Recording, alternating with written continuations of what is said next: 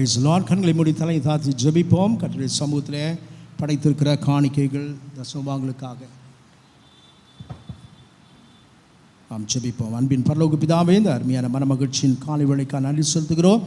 இந்த 4வது பரிசுத்த ஓய்வு நாளிலும் ஆண்டவரே கர்த்தாவே, உம்முடைய பிள்ளைகள் வந்து ஆண்டவரே உம்முடைய சமூகத்தில் தங்களால் இயன்றதை ஆண்டவரே இந்த ஊழியத்தை நேசிக்கிறபடினால் கொடுத்த உதவிய உதாரணமான காணிக்கைகளுக்காக நன்றி செலுத்துகிறோம். கர்த்தர் அதை ஆசீர்வதித்து ஆண்டவருடைய மடியில் சரிந்து விழுபடி போடுவீராக.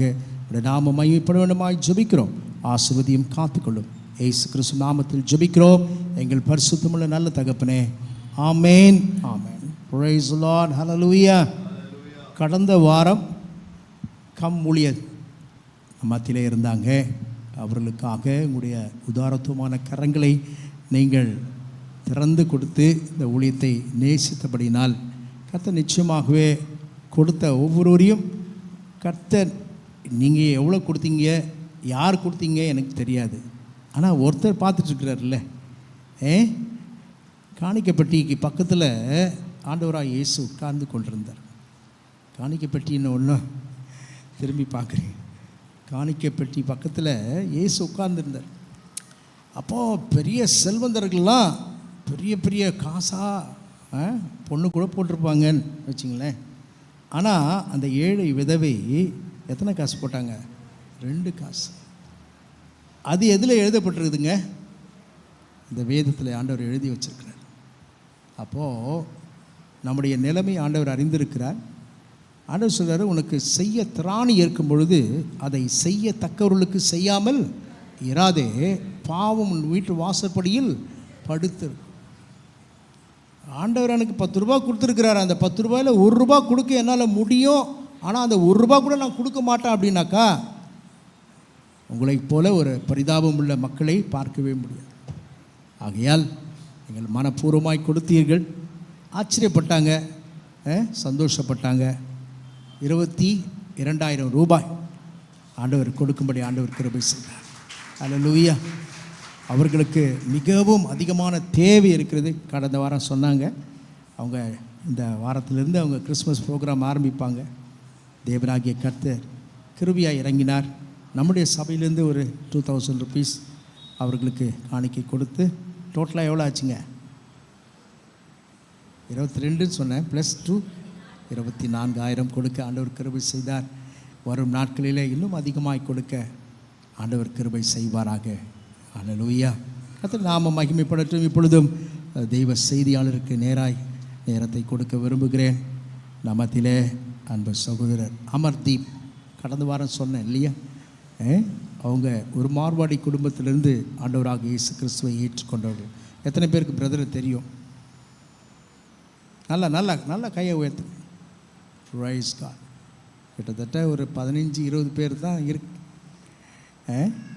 அவர்கள் நம்ம மத்தியிலே வந்து அவருடைய சாட்சியை கொடுத்து கர்த்தருடைய வார்த்தையை கொடுத்துருக்கிறார்கள்.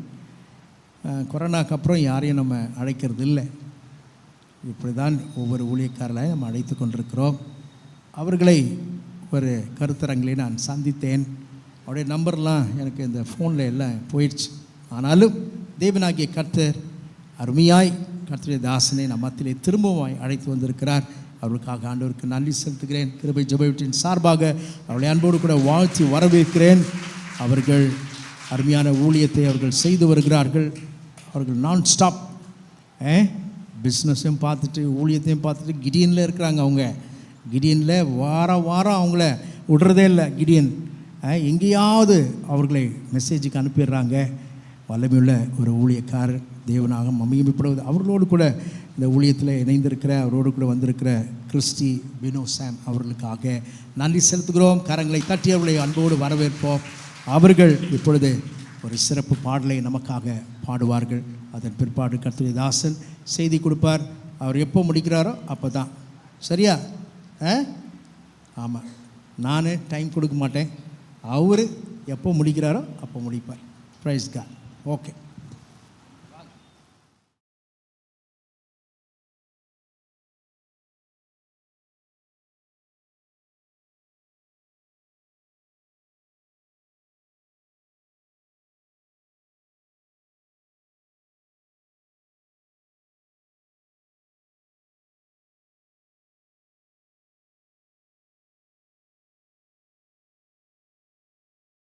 ஒரு நிமிஷம் கூட எழுந்து நின்று கர்த்தரை ஆராதித்து அப்படியே சகோதரனுக்கு இடத்துல வந்து அப்படியே செய்திக்கு நம்ம கொடுக்கலாம்.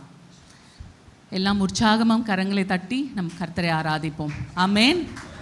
நம்மை விசாரிக்கிற தேவன் ஒருவர் உண்டு, அவர் நல்லவர், அவர் மிக மிக நல்ல தேவன். எல்லாருக்கும் தெரிந்த பாடல், தாயின் வயிற்றில் தோன்றின நாள் முதல் கர்த்தர் இந்நாள் வரை நம்மளை காத்து கொண்டு வழி நடத்துகிறார். அவர் நேற்றும் இன்றும் என்றும் மாறாத தேவனாக இருக்கிறார். இந்த ஆண்டு பாஸ்டர் சொன்னது போல் இன்னும் ஒரு மாதம் தான் இருக்குது, இந்த ஆண்டை முடிக்க போகிறோம். நம்ம இந்த ஆண்டு இப்போ தான் தொடங்கினது போல் இருக்குது, ஆனால் 11 மாதம் நிறைவாக கர்த்தர் நம்மளை நடத்தியிருக்கிறார். அவர் தாயில் கருவில் இருக்கும் போதே நம்மளை நடத்தின தேவன், இந்நாள் வரைக்கும் நடத்த வல்ல உள்ள தேவன். ஆமேன். தாயின் கருவில் தோன்றின நாள் முதல் என்னை ஏந்தி சுமந்து காத்த தேவனே, முள்ளங்கைகளில் என்னை வரைந்து உந்தன் கண்மணி போல் என்னை காக்கின்றே. தாயின் வயிற்றில் தோன்றின நாள் முதல் என்னை ஏந்தி சுமந்து காத்த தேவனே, முள்ளங்கைகளில் என்னை வரைந்து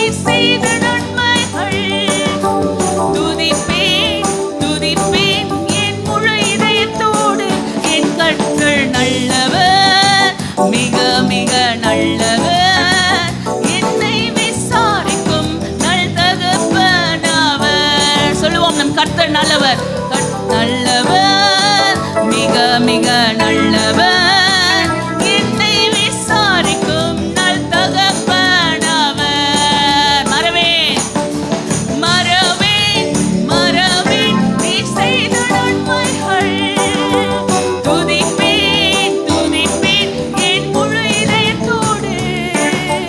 மறவேன் மறவேன் நீ செய்த நன்மைகள், துதிப்பேன் துதிப்பேன் என் முழு இதயத்தோடு.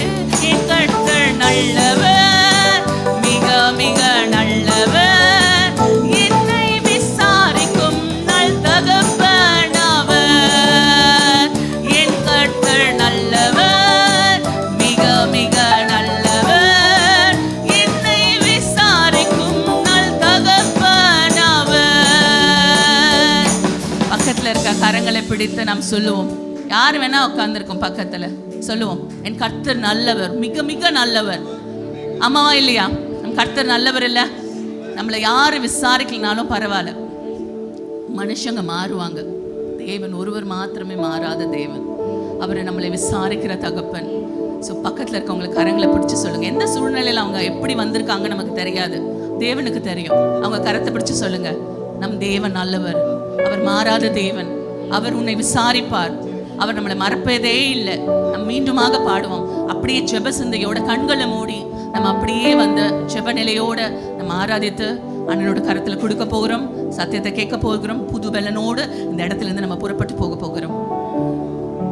என் கர்த்தர் நல்லவர், மிக மிக நல்லவர், என்னை விசாரிக்கும் நல் தகப்பன் அவர். என் கர்த்தர் நல்லவர், மிக மிக நல்லவர், என்னை விசாரிக்கும் நல் தகப்பன் அவர். மறவேன் மறவேன் நீர் செய்த நன்மைகள், துதிப்பேன் துதிப்பேன் என் முழு இதயத்தோடு. மறவேன் மறவேன் நீர் செய்த நன்மைகள், துதிப்பேன் துதிப்பேன் என் முழு இதயத்தோடு. என் கர்த்தர் நல்லவர், மிக மிக நல்லவர், என்னை விசாரிக்கும் நல் தகப்பன் அவர். என் கர்த்தர் நல்லவர், மிக மிக நல்லவர், என்னை விசாரிக்கும் நல் தகப்பன் அவர். இந்த தேவன் ஒருவர் மாத்திரம் நமக்கு போதும். அவர் நமக்கு தகப்பனாய் இருக்கிறார், நம்மை விசாரிக்கிற தேவனாய் இருக்கிறார். சொல்லுவோம், ஆண்டவரே நீர் மாத்திரம் போதும் ராஜா. மனுஷன் எனக்கு ஆண்டவரே என்ன செய்யலாம் ஆண்டவரே, அப்பா எனக்கு என்ன விரோதமாய் செய்யலாம் ஆண்டவரே, அப்பா என்னை மறந்து கூட போகலாம் ஆண்டவரே, ஆனால் நீங்க என்னை மறக்காத தேவன். நீர் மாத்திரம் போதும், நீர் மாத்திரம் போதும் எனக்கு என்று தேவனிடத்தில் சொல்லுவோம். நீர் மாத்திரம் போதும், நீர் மாத்திரம் போதும், நீர் மாத்திரம் போதும் எனக்கு. நீர் மாத்திரம் போதும், நீர் மாத்திரம் போதும், நீர் மாத்திரம் போதும் எனக்கு. இயேசுவே நீரே என் ஆத்ம நேசர், என்னில் எவ்வளவு அன்பு கூர்ந்தீர். என்னை மீட்க உம்மையே தந்தீர், உம் அன்பிற்கு இணையில்லையே. சொல்வோம், என் வாழ்நாள் முழுதும் உமக்காக வாழ்வேன். நீரே என்றும் போதும், என் வாழ்நாள் முழுதும் உமக்காக வாழ்வேன். நீரே என்றென்றும் போதும், நீர் மாத்திரம் போதும், நீர் மாத்திரம் போதும், நீர் மாத்திரம் போதும் எனக்கு.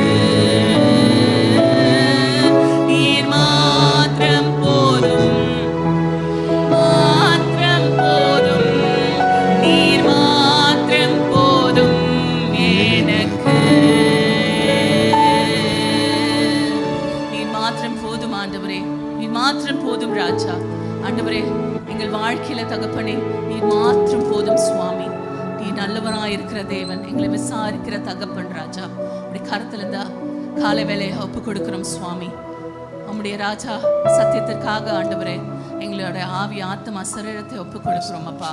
ஆண்டவரே, வந்திருக்க தேவ மனுஷனை நீர் மறைத்து வெளிப்படும்படி ஆட்சேபிக்கிறோம். தேவ ஆவியானவர் எங்கள் மத்தியில் பிரசன்னராய் இறங்கின தயவுக்காய் ஸ்தோத்திரம். இந்த வேளையில நீர் ஆளுகை செய்யுங்க. எங்களை தாழ்த்துகிறோம், உம்மை மாத்திரம் உயர்த்துகிறோம் தகப்பனே. இப்படி கருத்தில் ஒப்பு கொடுக்கிறோம். எல்லா துதிகன மகிமையும் ஒருவருக்கே செலுத்துகிறோம். மீட்பர் இயேசுவின் நாமத்தினாலே கெஞ்சி கேட்கிறோம் ஜீவனுள்ள நல்ல பிதாவே. ஆமென். Amen. Amen. Praise the Lord. Thank you, sister. Thank you so much.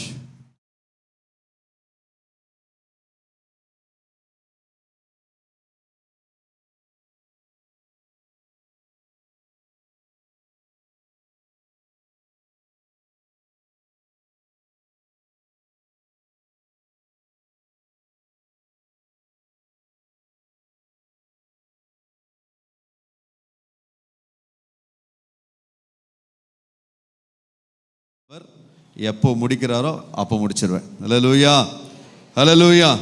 தேவனுக்கு மகிமை உண்டாகட்டும். இந்த நாளில் மீண்டுமாய் கர்த்தர் என்னை என் சபைக்கு கொண்டு வந்ததுக்காக நான் கர்த்தருக்கு நன்றியை செலுத்திக் கொள்கிறேன். ஹல்லேலூயா. ஏன் என் சபைன்னு அழுத்தமாக சொல்கிறேன்னா, இங்கே வரும்போதெல்லாம் நான் எனக்கு ரொம்ப பரிச்சயமான, எனக்கு ரொம்ப பிடிச்ச ஒரு இடத்துக்கு வர்றது போல் ஒரு அனுபவம். அருமையான போதகர் அவ்வளவு அன்பாய் நேசித்து நம்மளை இன்வைட் பண்ணுறதா இருக்கட்டும், டைம் கொடுக்கறதா இருக்கட்டும். பாஸ்டர் அம்மா ஸ்தோத்திரம், ரொம்ப சந்தோஷம் எல்லாரையும் திரும்பவும் சந்திக்கிறதுல. 5 years ஆகிடுச்சு ஐயா, வந்து 5 வருஷத்துக்கு மேலே ஆயிடுச்சு. கர்த்தருடைய தயவு, கர்த்தருடைய கிருபை நம்ம ஒவ்வொருவரோடும் கூட இருந்து இதுவரைக்கும் நம்மளை நடத்தியிருக்கிறார். அதுக்காக கர்த்தருக்கு ஒரு அல்லேலூயா சொல்லாமா? அல்லேலூயா. என்னுடைய சாட்சியையும் செய்தியும் சொன்னால் பாஸ்டர் சொன்ன மாதிரி உண்மையாகவே நான் எப்போ முடிக்கிறேனோ அப்போ தான் முடிப்பேன். அதனால் என் சாட்சியை அநேகர் இங்கே கேட்காம இருக்கீங்க. ஒருவேளை ஆவியானவர் நடத்துவாரனால் இன்னும் ஒரு நாள் உங்கள் மத்தியில் வந்து டீட்டெயிலாக என்னுடைய சாட்சியை நான் பகிர்ந்து கொள்கிறேன். இன்றைக்கி ஒரு சின்ன இன்ட்ரோடக்ஷன் மட்டும் கொடுத்துட்டு நான் செய்திக்குள்ளே போக விரும்புகிறேன். ஏன்னா எனக்கு ஆவியானவர் எனக்கு கொடுத்துருக்கிற செய்திக்கு எனக்கு நேரம் பத்தாது. ஹல்லேலூயா, ஹல்லேலூயா. ஆமாம், நான் சாட்சியோட செய்தியும் கொடுத்து முடிக்கணும்னா நான் கஷ்டப்படணும், நீங்களும் சேர்ந்து கஷ்டப்படணும். ஹல்லேலூயா. அதனால் செய்திக்குள்ளே நான் கடந்து போவதுக்கு முன்பதாக, என்னோடய பேர் அமர்தீப். நான் ஒரு மார்வாடி குடும்பத்திலேருந்து கர்த்தருடைய பெரிதான கிருபையினால் ரட்சிக்கப்பட்டு உங்கள் முன்னாடி நின்று கொண்டு இருக்கிறேன். இது என்னுடைய முயற்சி அல்ல, இது என் தேவன் எனக்கு பாராட்டின கிருபை. ஹல்லேலூயா. எங்கே வேணப்போ என் காலரை தூக்கி விட்டு என்னால் சொல்ல முடியும், இன்றைக்கு நான் நிற்பதும் நிர்மூலமாகாமல் இருப்பதும் அவருடைய சுத்த கிருபை. ஹல்லேலூயா, ஹல்லேலூயா. தேவனுக்கு மகிமை உண்டாகட்டும்.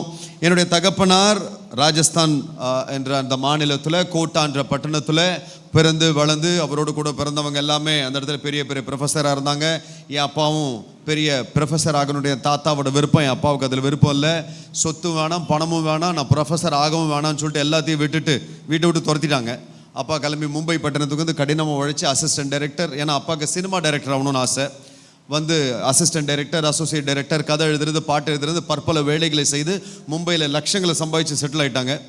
அந்த நாட்கள் இருந்த சூப்பர் ஸ்டார் அமிதாப் பச்சன்லேருந்து ஜிதேந்திரா, தர்மேந்திரா, ஹேமமாலினின்னு எல்லா நடிகர்களும் அநேக படங்களை பண்ணி வெல் செட்டில். இந்த நிலைமையில் சென்னையில் இருக்கிற ஒரு சினிமா கம்பெனிலேருந்து எங்கள் அப்பாவுக்கு அழைப்பு வருது. தமிழ் படத்துக்கு ஹிந்தியில் டப்பிங் பண்ணுறதுக்கு, டைலாக் எழுதுறதுக்காக கூப்பிடுறாங்க. என் அப்பா இங்கே சென்னையில் வந்து கேகே நகர்ன்ற பகுதியில் ஒரு பெரிய பங்களா வாடகைக்கு எடுத்தாங்க. என் அம்மாவை திருமணம் பண்ணாங்க. நாங்கள் 3 பிள்ளைங்க. வாழ்க்கை வேறு லெவலில் போய்கிட்டு இருக்கு. என் அம்மாவுடைய அம்மா ஒரு பழைய காலத்து நடிகை, என் அம்மாவுடைய தங்கச்சி ஒரு அசிஸ்டன்ட் டான்ஸ் மாஸ்டர், என் அம்மாவுடைய தங்கச்சி வீட்டுக்காரர் என்னுடைய சித்தப்பா ஒரு கேமராமேன், அண்ணாமலை படத்துக்கு அவர் தான் கேமராமேன். இப்படி பல குடும்பத்தில் இருக்க எல்லாருமே ஸ்டார்ஸ். நாங்களும் பெரிய சூப்பர் ஸ்டார் ஆகிடுவோன்ற கனவோடு தான் வளர்ந்த நாட்கள் அது. நான் பிரபுதேவா மாதிரி ஒரு டான்ஸ் மாஸ்டர் ஆகிட மாட்டானான்ற கனவு. கலா மாஸ்டர் கிட்ட போய் டான்ஸ் எல்லாம் கற்றுக்கிட்டு, பாய்ஸ்னு ஒரு படம் வந்துச்சு. எத்தனை பேர் பார்த்துருக்கீங்கன்னு தெரியல. பார்த்துருக்கீங்களா? மாறோ மாறோ சவுக்கா சக்கா சாம்பார். நாங்கள் கையை தூக்குவோமா, நாங்கள் உஷாராச்சே அப்படின்னு எல்லாம் பார்த்துட்டு தானே வந்தோம். ஆமாம், அதில் 1000 பேர் அந்த பாட்டில் ஆடி இருப்பாங்க. 1000ல் ஒருவனா நானும் ஆடி இருப்பேன் அதில். ஹல்லேலூயா. இப்படி இதுதான் வாழ்க்கைன்னு நினச்சோம். வேற லெவலில் போயிட்டு இருந்த வாழ்க்கை திடீர்னு எல்லாம் தாறுமாறாக மாறுது. என் அப்பா மரித்து போகிறார். சொத்தை இழந்தோம், நண்பர்களால் ஏமாற்றப்பட்டோம், உறவுகளால் கைவிடப்பட்டோம், எல்லாத்தையும் இழந்து பெரிய பங்களா வெளியிலேருந்து பார்த்தா ஆனால் உள்ள ஒருவேளை சாப்பாடு இல்லாத சூழ்நிலை, அதையும் விட்டு வெளியேற்றப்பட்டோம். சின்னதாக அதுக்கப்புறம் ஒரு வீடு, அப்புறம் ஒரு குட்டி வீடு, அப்புறம் ஒரு குடிசை வீடு. அந்த குடிசை வீட்டுக்கு வாடகை கொடுக்க முடியாமல் தெருவுக்கு வந்தோம். என் அம்மா பெரிய லட்சாதிபதி தான். அன்றைக்கி என் அம்மாவுக்கு 4-5 பேர் வீட்டு வேலை செய்கிறதுக்கு ஆள் இருந்தவங்க தான். ஆனால் அன்றைக்கி என் அம்மாவுடைய நிலைமை ஒரு வீட்டில் போய் 10 பாத்திரம் தேய்ச்சி துணி துவச்சி அங்கேயே கிணத்தடியில் படுத்து கிடக்க வேண்டிய ஒரு சூழ்நிலைக்கு அம்மா தள்ளப்பட்டாங்க. என் தம்பி குட்டி பையன் அவன் ஒரு இடத்துல, அண்ணன் டீ கடையில் வேலை செய்கிறாரு. இப்படி குடும்பமே செதறின நிலைமையில் இருக்குது. எனக்கு வீடு இல்லை, வேலை இல்லை, சாப்பாடு இல்லை, போட்டுக்க துணி இல்லை, இருக்க இடம் இல்லை. சுற்றி வருவேன், யாராவது சாப்பாடு கொடுத்தா சாப்பாடு இல்லைன்னா platform. Chennai central railway station platform தான் என்னுடைய இருப்பிடமாக இருந்துச்சு. எல்லாத்தையும் இழந்துட்டோம். நாட்கள் போகுது. அங்கேயே அந்த பிளாட்ஃபார்மில் படுத்துட்டு இருக்கிறேன். என்ன நான் தப்பானவன் சொல்லி, திருடன்னு சொல்லி என்னை கொண்டு போய் ஜெயிலில் போடுறாங்க, அங்கே லாக்அப்பில் போடுறாங்க. உள்ள கதறி அழுவுறேன். வாழ்க்கை முடிஞ்சு போச்சுன்ற நிலைமையில் போயிடுச்சு. கர்த்தருடைய பெரிய தயவு. அன்றைக்கி இயேசு சாமின்னா எனக்கு யாரும் தெரியாது, ஆனால் அவருக்கு என்ன தெரியும்ல, என் தாயின் கருவிலே நான் உருவாவதற்கு முன்பதாகவே என்னை பெயர் சொல்லி அறிந்திருந்த தேவன் அந்த இடத்துல ஒரு தேவ தூதனை போல ஒரு ஆஃபீஸரை அனுப்பி அந்த ஆபத்துலேருந்து என்னை வெளியில் கொண்டு வராரு. என்ன பண்ணுறதுன்னு தெரில.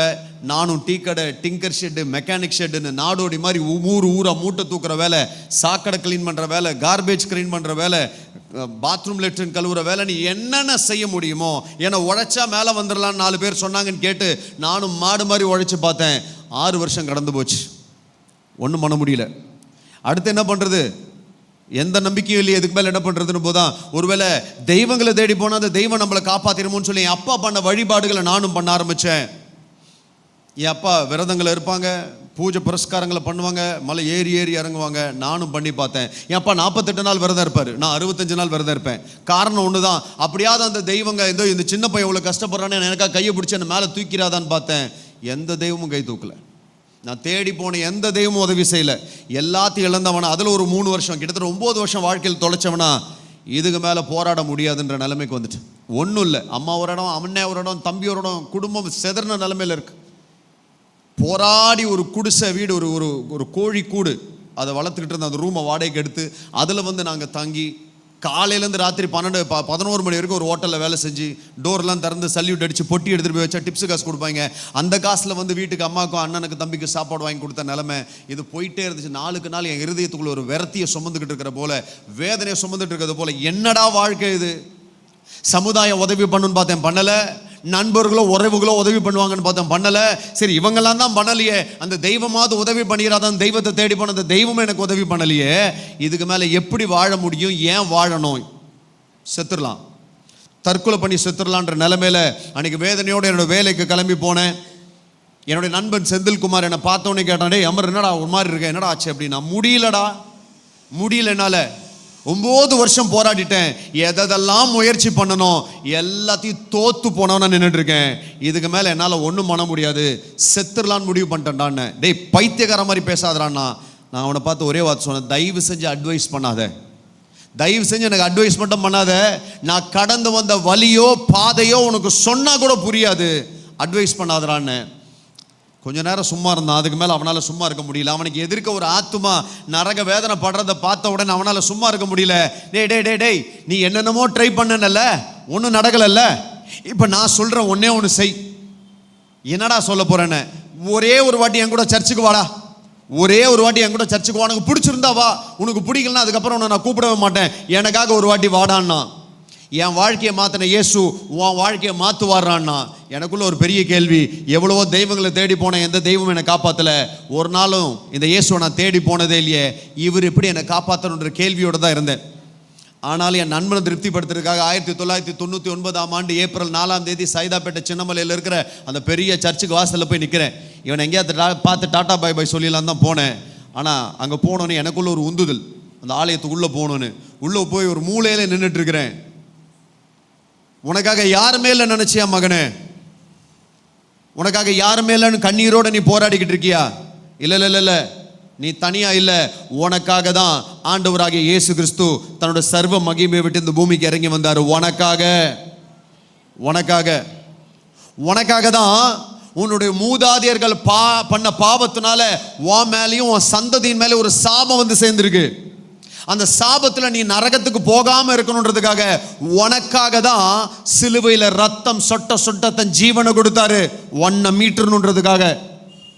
உனக்காக தான் மரித்த இயேசு 3ஆம் நாள் உயிரோடு எழுந்து நமக்காக ஒரு இடத்தை ஆயத்தம் பண்ண போயிருக்கிறாரு. திரும்ப வர போறாரு. உனக்காக ராஜாதி ராஜாவா அந்த நித்திய ராஜ்யத்துக்குள்ள ஒன்னு என்னையும் கொண்டு போக வர போறாரு. நீ தனியா இல்ல, நீ கண்ணீர் விட வேணாம், உனக்காக ஒரு தெய்வம் இருக்கு அப்படின்னு சொன்ன உடனே எனக்குள்ள ஒரு கேள்வி, எனக்காகவா? யாருமே இல்லாம அனாத மாதிரி பிளாட்ஃபார்ம்ல படுத்து கிடந்தனே, எனக்காக ஒரு தெய்வம் வந்துச்சு. அந்த தெய்வம் வந்து ஜீவனை வேற கொடுத்துருக்கா. யாரையா இந்த இயேசு தெரிஞ்சுக்கணுன்ற ஆர்வம் வந்துச்சு. அப்படியே யோசிச்சுக்கிட்டே இருக்கேன். சர்ச்சு சர்வீஸ் முடிஞ்சிருச்சு. எல்லாம் சர்வீஸ் முடிச்சு வெளியே கிளம்ப ஆரம்பிச்சிட்டாங்க. நான் பிரதர் எங்கே போகிறீங்க? இங்கே உட்காந்துருக்கலாமா? திருப்பி பேசுவீங்களாண்ணா? இல்லை பிரதர் சர்வீஸ் முடிஞ்சிச்சு, போயிட்டு அடுத்த ஞாயிற்றுக்கிழமை வாங்கன்ட்டாங்க. அடுத்த ஞாயிற்றுக்கிழமையா? ஐயா இன்னும் கொஞ்சம் பேசுங்க. ஏன்னா அவங்க அந்த போதகர் பேசிட்டு இருக்கிற வார்த்தையை கேட்கும்போது என் இருதயத்தில் அவ்வளோ நாளும் நான் சுமந்துட்டு இருந்த பாரத்தை யாரோ எடுத்து வெளியில் வச்சுட்டது போல என் மனசு லேசானதை என்னால் உணர முடிஞ்சிச்சு. நல்லா இருக்கே, இன்னும் கொஞ்சம் பேசலாமே, இன்னும் கொஞ்சம் கேட்கலாமேன்ற ஆர்வம் இருந்துச்சு. அவங்க சொன்னாங்க, இல்லை நீங்கள் தம்பி போயிட்டு அடுத்த வாரம் வாங்கன்னாங்க. நான் தயக்கத்தோடு நிற்கிறேன். நாம் கூட சர்ச்சுக்கு ஃபஸ்ட்டு வரும்போது இல்லை ரட்சிக்கப்பட்டு வரும்போது சர்ச்சை விட்டு போகிறதுக்கு மனசே வராது பாருங்க. சர்ச்சுக்கு எப்போ வருவோம் தெரியுமா? ரட்சிக்கப்பட்ட புதுசில் சர்ச்சு கதவு திறக்கிறதுக்கு முன்னாடி வந்து நின்றுவோம். அல்லேலூயா. சர்ச்சு கதவு திறக்கிறதுக்கு முன்னாடி வந்து நின்றுவோம் பாருங்க. தவிக்கும் அந்த ஆத்மா உள்ளுக்குள்ள. என்ன இது பாஸ்டர் இன்னும் சர்ச்சை திறக்காம இருக்கிறாங்க? உள்ள வந்த உடனே யாரு வரா யாரு போறா, என்ன கலர் புடவை கட்டின்னு வராங்க, எதை பத்தியும் கவலை கிடையாது நமக்கு. நேரம் வந்தோன்னா முழங்கால போட்டு கர்த்தாவே இருதயத்தை ஊத்திடுவோம். ஆனா இப்போ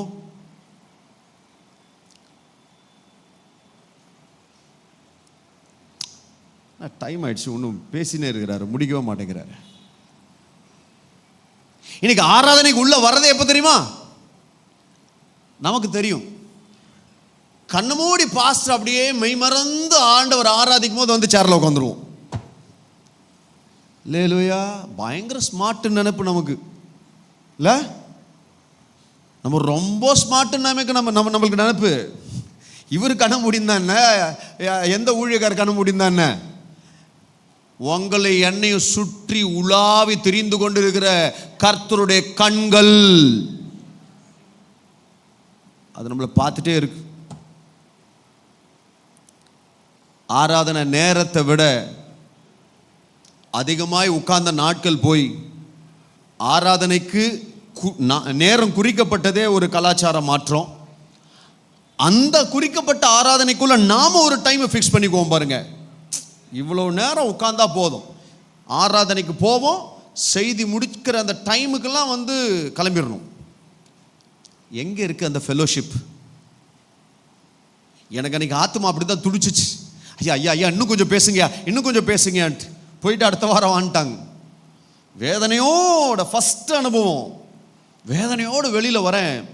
ஆனால் ஆக்சுவலி நீங்கள் நம்ம உங்களுக்கு சொல்லணும்னா அன்னைக்கு அந்த சர்ச்சுக்குள்ள வரும்போது என்னுடைய மனநிலை செத்தா போதுன்ற மனநிலை தான் உள்ள வந்தேன். எப்படியாவது செத்துணுன்ற மனநிலை தான் உள்ள வந்தேன். அன்னைக்கு சர்ச்சு முடிச்சுட்டு வெளியில வரும்போது எனக்குள்ள ஒரு சத்தம், அமர் நீ ஏன்டா சாவணும், நீ ஏன் சாவணும், உனக்காக தான் இயேசு கிறிஸ்து செத்து உயிரோட ஏஞ்சி இருக்கிறாராமே, இவர் போதண்டா உன் வாழ்க்கையை மாற்றுவார்ன்ற ஒரு தைரியமும் நம்பிக்கையும் வந்துச்சு. எனக்கு ஒரு வேத புத்தகம் கொடுக்கப்பட்டுச்சு. இந்த வேதத்தை வாசிக்க ஆரம்பித்தேன். வாசிக்க வாசிக்க வாசிக்க பரிசுத்த ஆவியானவர் என்னோடு கூட இடைப்பட ஆரம்பித்தார். மகனே இது தப்பு, மகனே அது தப்பு, மகனே இதை செய்யாத, மகனே அதை பேசாத, இதை பார்க்காத, இதுதான் வழி, இதில் நட அப்படின்ற காரியங்களை சொல்லி சொல்லி சொல்லி யாரோ எனக்கு ஆலோசனை பக்கத்தில் இருந்து சொல்லி என்னை வழி நடத்துறது போல இருந்துச்சு. நல்லா இருக்கே, நல்லா இருக்கே, இந்த ரிலேஷன்ஷிப் ரொம்ப நல்லா இருக்கே, இந்த இயேசு சாமி என் கூடவே இருக்கணும்னா என்ன பண்ணணும்னு கூட தெரியாது எனக்கு. அதே பாரம், அதே ஆசை, இந்த இயேசு சாமி எப்போ என் கூட இருக்கணும் என்ன பண்ணணும்னு தெரியலன்ற அந்த எதிர்பார்ப்போட அன்னைக்கு நான் சர்ச்சுக்கு போகிறேன். அன்னைக்கு போகும்போது போதகர் இப்படியான கேள்வியை கேட்டார், யாரெல்லாம் இயேசு சாமி உங்க கூட இருக்கணும்னு விரும்புறீங்க, எப்பவும் உங்க கூட இருக்கணும்னு விரும்புறீங்க அப்படின்னு கேட்டார். நான் கையை தூக்கிட்டேன். அடுத்த கேள்வி கேட்டாங்க, அப்படின்னா யாரெல்லாம் நீங்க இயேசு சாமி கூட இருக்க போறீங்க அப்படின்னு கேட்டாரு. அதுக்கும் கையை தூக்கிட்டேன். அடுத்த கேள்வி கேட்டார், அப்படின்னா யாரெல்லாம் ஞானஸ்நானம் எடுத்து உங்கள் வாழ்க்கையை இயேசு கிறிஸ்துக்கு ஒப்பு கொடுக்க போகிறீங்கன்னு கேட்டார். அதுக்கும் கையை தூக்கி சரண்டர் ஆகிட்டேன். நான் ஒன்று முடிவு பண்ணிட்டேன், இவரை விட்டேன், நான் கெட்டேன். இவர் இல்லாத ஒரு வாழ்க்கை நினச்சி கூட பார்க்க முடியாது. ஞானஸ்நானம் எடுத்து என் வாழ்க்கையை ஒப்பு கொடுத்துட்டு இவர் என் கூடவே இருப்பாரா? ரெடி. இமீடியட்டாக அதே வருஷம் செப்டம்பர் மாதம் 1999 செப்டம்பர் மாதம் 26 ஞானஸ்நானம் எடுத்தாச்சு. அல்லேலூயா. ஞானஸ்நானம் எடுத்து என் வாழ்க்கையை ஆண்டவருக்கு ஒப்பு கொடுத்த மாத்திரத்தில் அந்த நாளிலிருந்து என் ஆண்டவர் என்னை படிப்படியாக உயர்த்த ஆரம்பிச்சாரு. எந்த ஹோட்டலில் தரையில் உட்காந்து சோப் ஆயில் போட்டு தரையை தேய்ச்சிக்கிட்டு இருந்தனோ, எந்த இடத்துல டோரெல்லாம் திறந்து விட்டு sir salute sir, good evening sir, good morning sir salute அடிச்சு பொட்டி எடுத்துகிட்டு போய் வச்சோடனே 2 ரூபாய் 5 ரூபான்னு சில்லற காசு கொடுப்பாங்களா, அதை வாங்கி பேக்கெட்டில் போட்டு பெருமிச்சு விட்டனோ, அதே இடத்துல கோட்டும் சூட்டும் போட்டு ப்ரமோஷன் கொடுத்து ஆஃபீஸராக உயர்த்தி நிற்க வச்சாரு. அல்லேலூயா, அல்லேலூயா. அங்கேருந்து மேலே மேலே மேலே உயர்த்தி உலக நாடுகளுக்கு, சிங்கப்பூர், துபாய், லண்டன், பஹ்ரைன் போல தேசங்களுக்கு வேலை நிமித்தம் கொண்டு போய் உயர்த்தி பெரிய பெரிய கம்பெனி முதலாளிகளோட சரிசமமாய் உட்கார வைத்து அழகு பார்த்த தெய்வம் என் தெய்வம். அல்லேலூயா, அல்லேலூயா. 1 சாமுவேல் 2ஆம் அதிகாரத்தில் 8வது வசனம் இப்படியா சொல்லுகிறது, அவர் சிறியவனை புழுதியிலிருந்து எடுத்து எளியவனை குப்பையிலிருந்து உயர்த்தி பிரபுக்களோடு அமர பண்ணுகிற தெய்வம், மகிமையுள்ள சிங்காசனத்தை சுதந்தரிக்கும்படி செய்கிற தெய்வம் என்ற அந்த வார்த்தை, அது வெறும் வார்த்தை கிடையாது, அது என் வாழ்க்கையின் அனுபவமும் சாட்சியமாக இருக்கிறது. அல்லேலூயா, அல்லேலூயா. 1.25 மணி நேரம் சாட்சியை 1/4 மணி நேரத்தில் சொல்றதே பெரிய விஷயம். அல்லேலூயா. இதுக்கும் மேலே நடுநடுவில் எப்படி இதுன்னு கேள்வி வந்துச்சுன்னா, வீட்டுக்கு போய் அழகாக உட்காந்து யூடியூப் ஓப்பன் பண்ணி தமிழ் மார்வாடி கிறிஸ்டியன் அப்படின்னு போடுங்க. என்னோட சாட்சி ஒரு 1.25 மணி நேரம் வரும். உட்காந்து கேளுங்க. கர்த்தர் நிச்சயமாய் உங்களோட இடைப்படுவார், நான் நம்புறேன். அல்லேலூயா, அல்லேலூயா. ஆண்டவர் என்னை ஆசீர்வதிச்சு உயர்த்த ஆரம்பிச்சாரு. அப்போ நான் ஆண்டவர்கிட்ட கேட்டேன், ஆண்டவரே இப்போ நான் என்ன ஆண்டவரே பண்ணணும்? ஒன்றும் இல்லாத என்ன, பிளாட்ஃபார்மில் படுத்து கிடந்த என்ன, குப்பையிலேருந்து சாப்பாடு எடுத்து சாப்பிட்ட என்ன, வெறும் 6ஆம் கிளாஸ் படித்த என்ன, இவ்வளவு தூரம் உயர்த்திட்டீங்களே, இப்போ நான் என்ன ஆண்டவரே பண்ணணும்னு கேட்டேன். புறப்பட்டு போய் சகல ஜாதி சீஷராக்கு மகனே என்னார். அல்லேலூயா. அந்த நாளிலிருந்து கிதியோன் ஊழியத்தில் இணைத்து கொண்டு, கிதியோன் எங்களோட பிஸ்னஸையும் செய்து கொண்டு, வேலைகளையும் செய்து கொண்டு, கர்த்தருடைய வேலையை இன்னும் அதிகமாய் செய்யும்படியான தயவையும் கிருபையும் கர்த்தர் கொடுத்திருக்கிறார். நான் நிச்சயமாகவே எவாஞ்சலிஸ்ட் அமர்தீப்னு சொல்கிறத விட, மிஷினரின்னு சொல்கிறத விட, இல்லை பாஸ்டர்னு சொல்கிறத விட, எல்லாத்த விட நான் அதிகமாக விரும்புகிற ஒரு பட்டம், நான் வாங்கின மேனேஜர், ஜென்ரல் மேனேஜர் பட்டத்தெல்லாம் காட்டிலும் ஆண்டவர் இன்னைக்கு எனக்கு ஒரு அருமையான பட்டத்தை கொடுத்துருக்கிறாரு. அதை தான் ரொம்ப நேசிக்கிறேன் நான். அவருடைய வேலைக்காரன். அல்லேலூயா. அவருடைய வேலைக்காரன். அல்லேலூயா. எபிரேய மொழிபெயர்ப்பின்படி பார்க்க போனீங்கன்னா இன்னும் ஒரு படி தாண்டி அவருடைய அடிமை என்று சொல்லப்பட்டிருக்கு. அல்லேலூயா. நான் ரொம்ப நேசிக்கிறேன், நான் கர்த்தருக்கு அடிமைன்னு சொல்றது. அல்லேலூயா. ஆமாம், தேவனுக்கு மகிமை உண்டாகட்டும். ஆண்டவர்கிட்ட கேட்டேன், ஆண்டவர் அவரோட வேலையை நடத்தும்படியாக, அவரோட வேலைகளை செய்யும்படியாக, அழிந்து கொண்டிருக்கிற ஆத்துமாக்களை திருப்பும்படியாக, ஒரு பக்கம் அழிந்து கொண்டிருக்கிற ஆத்துமாக்களை கர்த்தரிடத்தில் திருப்ப வேண்டிய சுவிசேஷ வேலையை செய்யும்படியாக பயன்படுத்தி கொண்டிருக்கிறார். இன்னொரு பக்கம் சபையை அனல் மூட்டும்படியாக, சபைகளுக்குள்ள இன்னைக்கு காணப்படுகிற நிர்விசாரம் நீங்கும்படியாக, சபைகள் எழும்பும்படியாக, நாளைக்கு இந்த சபை பெரிய சேனையா கர்த்தருக்காக நிற்கும்படியாக, சபைகளுக்கு மத்தியில் ஊழியத்தை நடத்தும்படியாக கர்த்தர் பயன்படுத்தி கொண்டிருக்கிறார். இதெல்லாம் தாண்டி இன்னைக்கு ஒரு முக்கியமான ஒரு வேலையும் கொடுத்து பயன்படுத்தி கொண்டிருக்கிறார். இன்னைக்கு இருக்கிற நம்மளுடைய இந்திய தேசத்தில் இருக்கிற பிஸ்னஸ் பீப்புளை எல்லாரையும் ஒன்றாய் ஒருங்கிணைத்து இந்த உலகத்தில் ஒரு பெரிய தாக்கத்தை கொண்டு வருவதற்காக தேவன் எங்களை பயன்படுத்தி கொண்டிருக்கிறார். அல்லேலூயா, அல்லேலூயா. அருமையான தேவ ஜனங்களே, நீங்களும் நானும் கடைசி நாட்களில் நின்று கொண்டிருக்கிறோம்.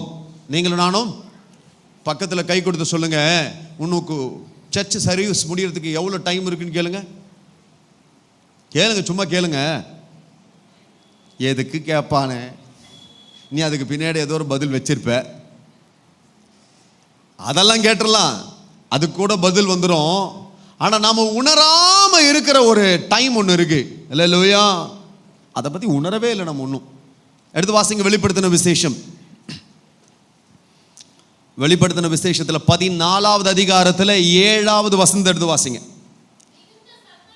மிகுந்த சத்தமிட்டு தேவனுக்கு பயந்து அவரை மகிமைப்படுத்துங்கள், அவர் நியாய தீர்ப்பு கொடுக்கும் வேலை வந்தது.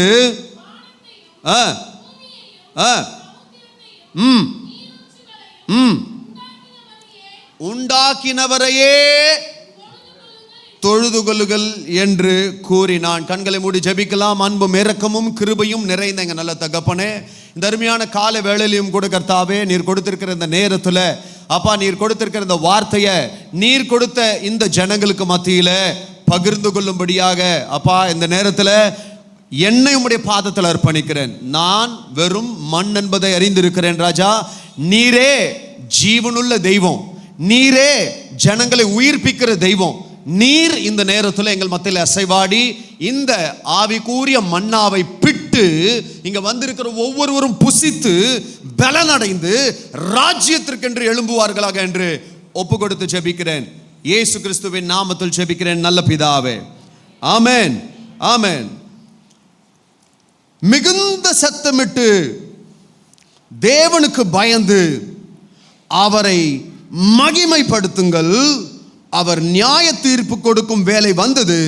வானத்தையும் பூமியும் சமுத்திரத்தையும் நீரூற்றுகளையும் உண்டாக்கினவரையே துதியுங்கள் என்று தொழுது கொள்ளுங்கள் என்று கூறினான். யாரு? தேவதூதன். தேவதூதன் மத்திய ஆகாயத்தில் அவர் இப்படியா சொல்றாரு பாருங்க. எப்படி சொல்றாரா? எல்லாரும் கம்ஃபர்டபுளா கூலா இன்னைக்கு நம்ம சத்தியத்தை அப்படிதான் எடுத்துக்கிட்டு போயிட்டு இருக்கோம்.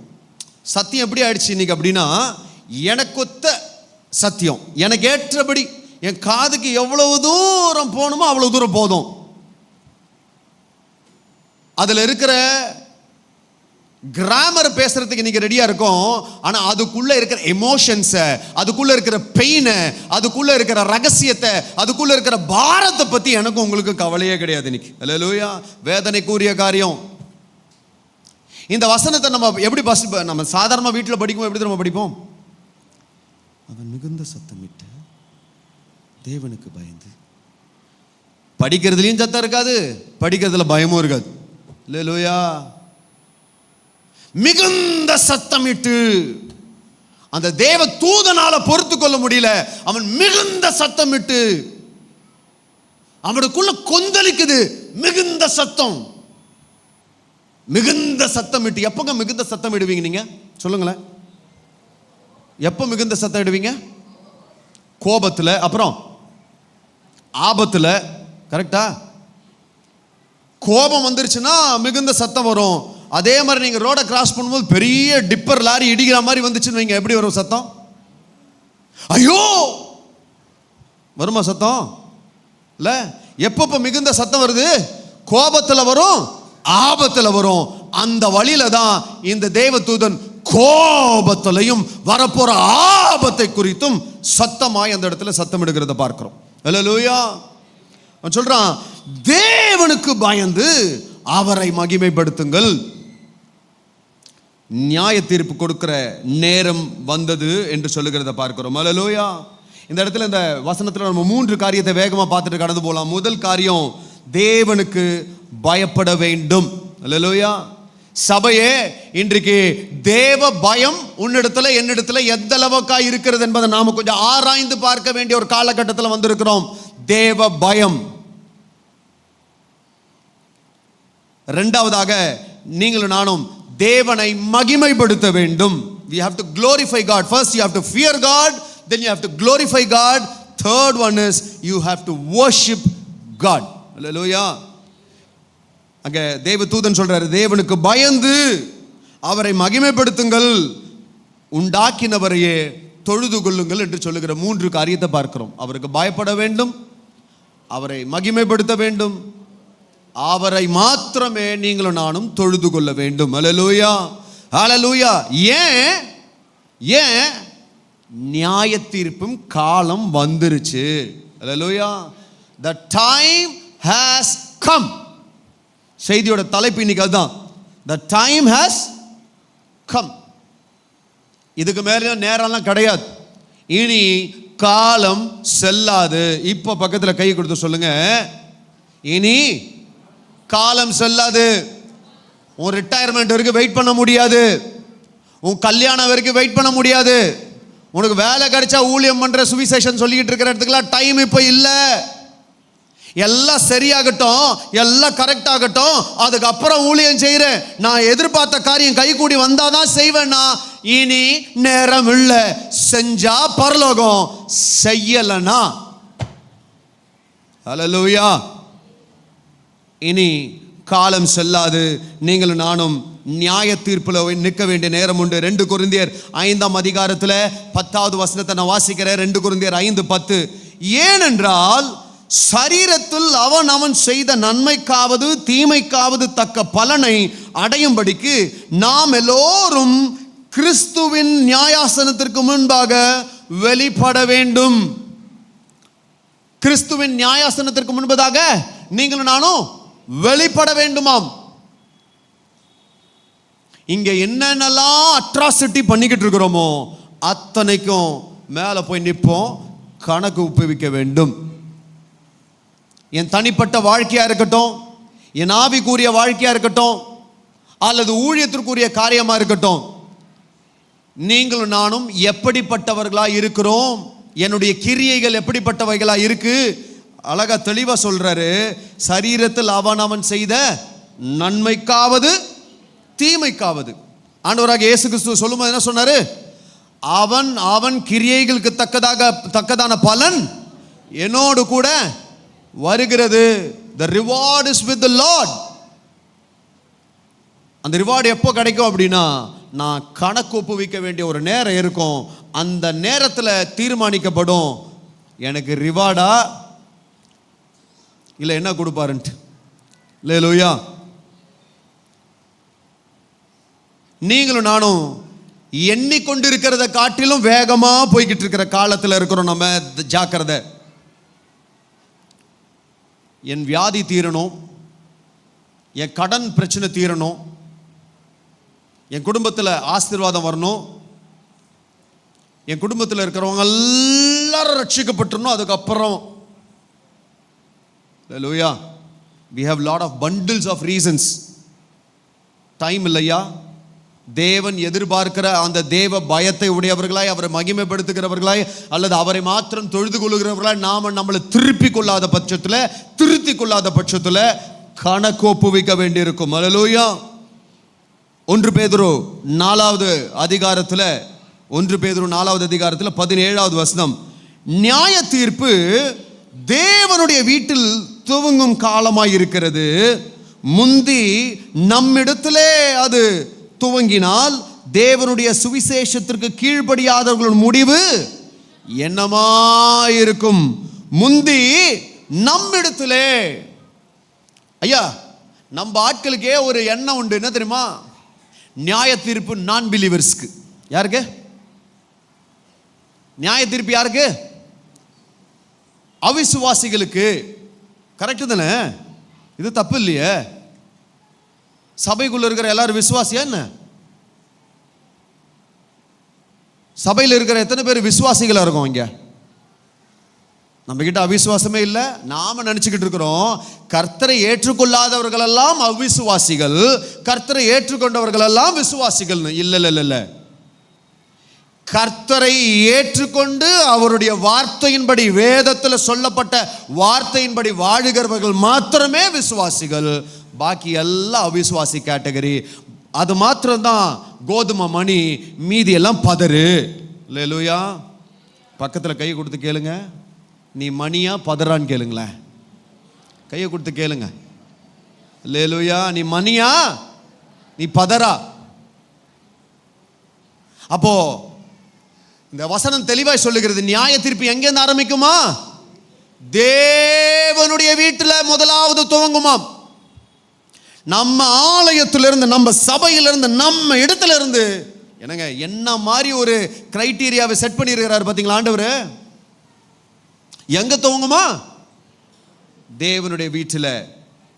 அதனால் அருமையான தேவ ஜனங்களே, நீங்களும் நானும் நிர்விசாரமா இருக்கிறத தேவன் விரும்பாத பட்சத்தில், ஆவியானவர் அது விரும்பாத பட்சத்தில், இந்த ஆலயத்தை குறித்தும் இந்த ஆலயத்தில் இருக்கிற அருமையான அவருடைய பிள்ளைகளாகிய உங்களை குறிச்சும் தேவனுடைய இருதயம் ஏங்கி கொண்டிருக்கிறது என்பதை மறந்துடாதீங்க. உங்களை குறித்து அவர் பல திட்டங்களை வச்சிருக்கிறார். அல்லேலூயா. உங்க ஒவ்வொருவரை குறித்து பெரிய பிளானே பண்ணிக்கிட்டு இருக்கிறாரு. ஆனா நான் என்ன பண்ணிக்கிட்டு இருக்கேன்? அந்த பிளானுக்குள்ள சிக்கவே மாட்டேன்னு ஓடிக்கின்னு இருக்கிறேன் பாருங்க. நான் மாட்டுவேனா, இது சரியில்லை அதனால நான் வரமாட்டேன், இது சரியில்லை அதனால நான் வரமாட்டேன், சர்ச்சில் அது சரியில்லை இது சரியில்லை, அவங்க சரியில்லை இவங்க சரியில்லை, நீங்க நாம. அல்லேலூயா. தேவனோட வீட்டில் ஒரு மனம் இருக்கான்னு பார்ப்பாரு, இங்க புறங்கூறுதல் இருக்கான்னு பார்ப்பாரு, இங்க அவிசுவாசம் இருக்கான்னு பார்ப்பாரு, இங்க அசுத்தம் இருக்கான்னு பார்ப்பாரு, இங்க பாவம் இருக்கான்னு பார்ப்பாரு, இங்க சகோதரத்துவம் இருக்கா, சிலுவையில் நான் சிந்தின ரத்தத்திற்கு இந்த இடத்துல மதிப்பு இருக்கா அப்படின்னு பார்ப்பார்.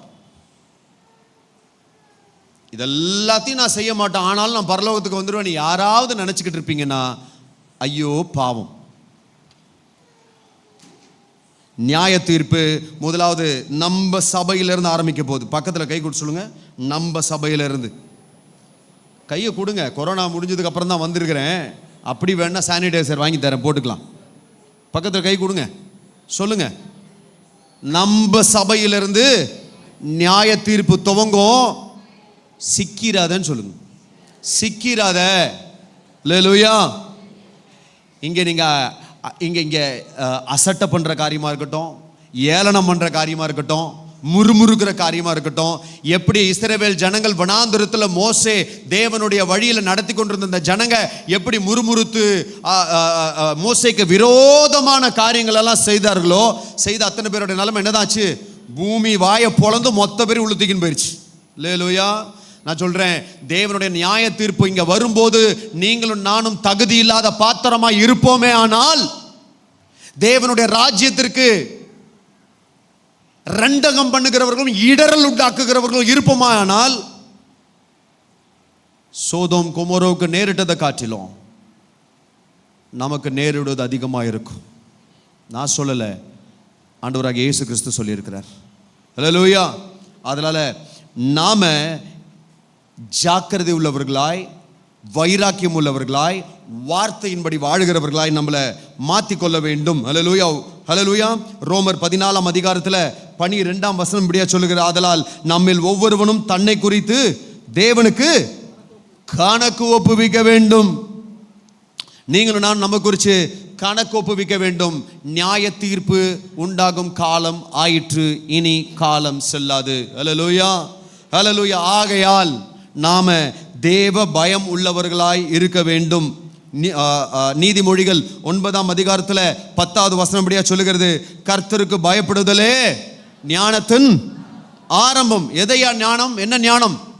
எனக்கு வசனால நமக்கு நல்ல மனப்பாட வசனம் நல்லா தான் தெரியும். எது ஞானம்?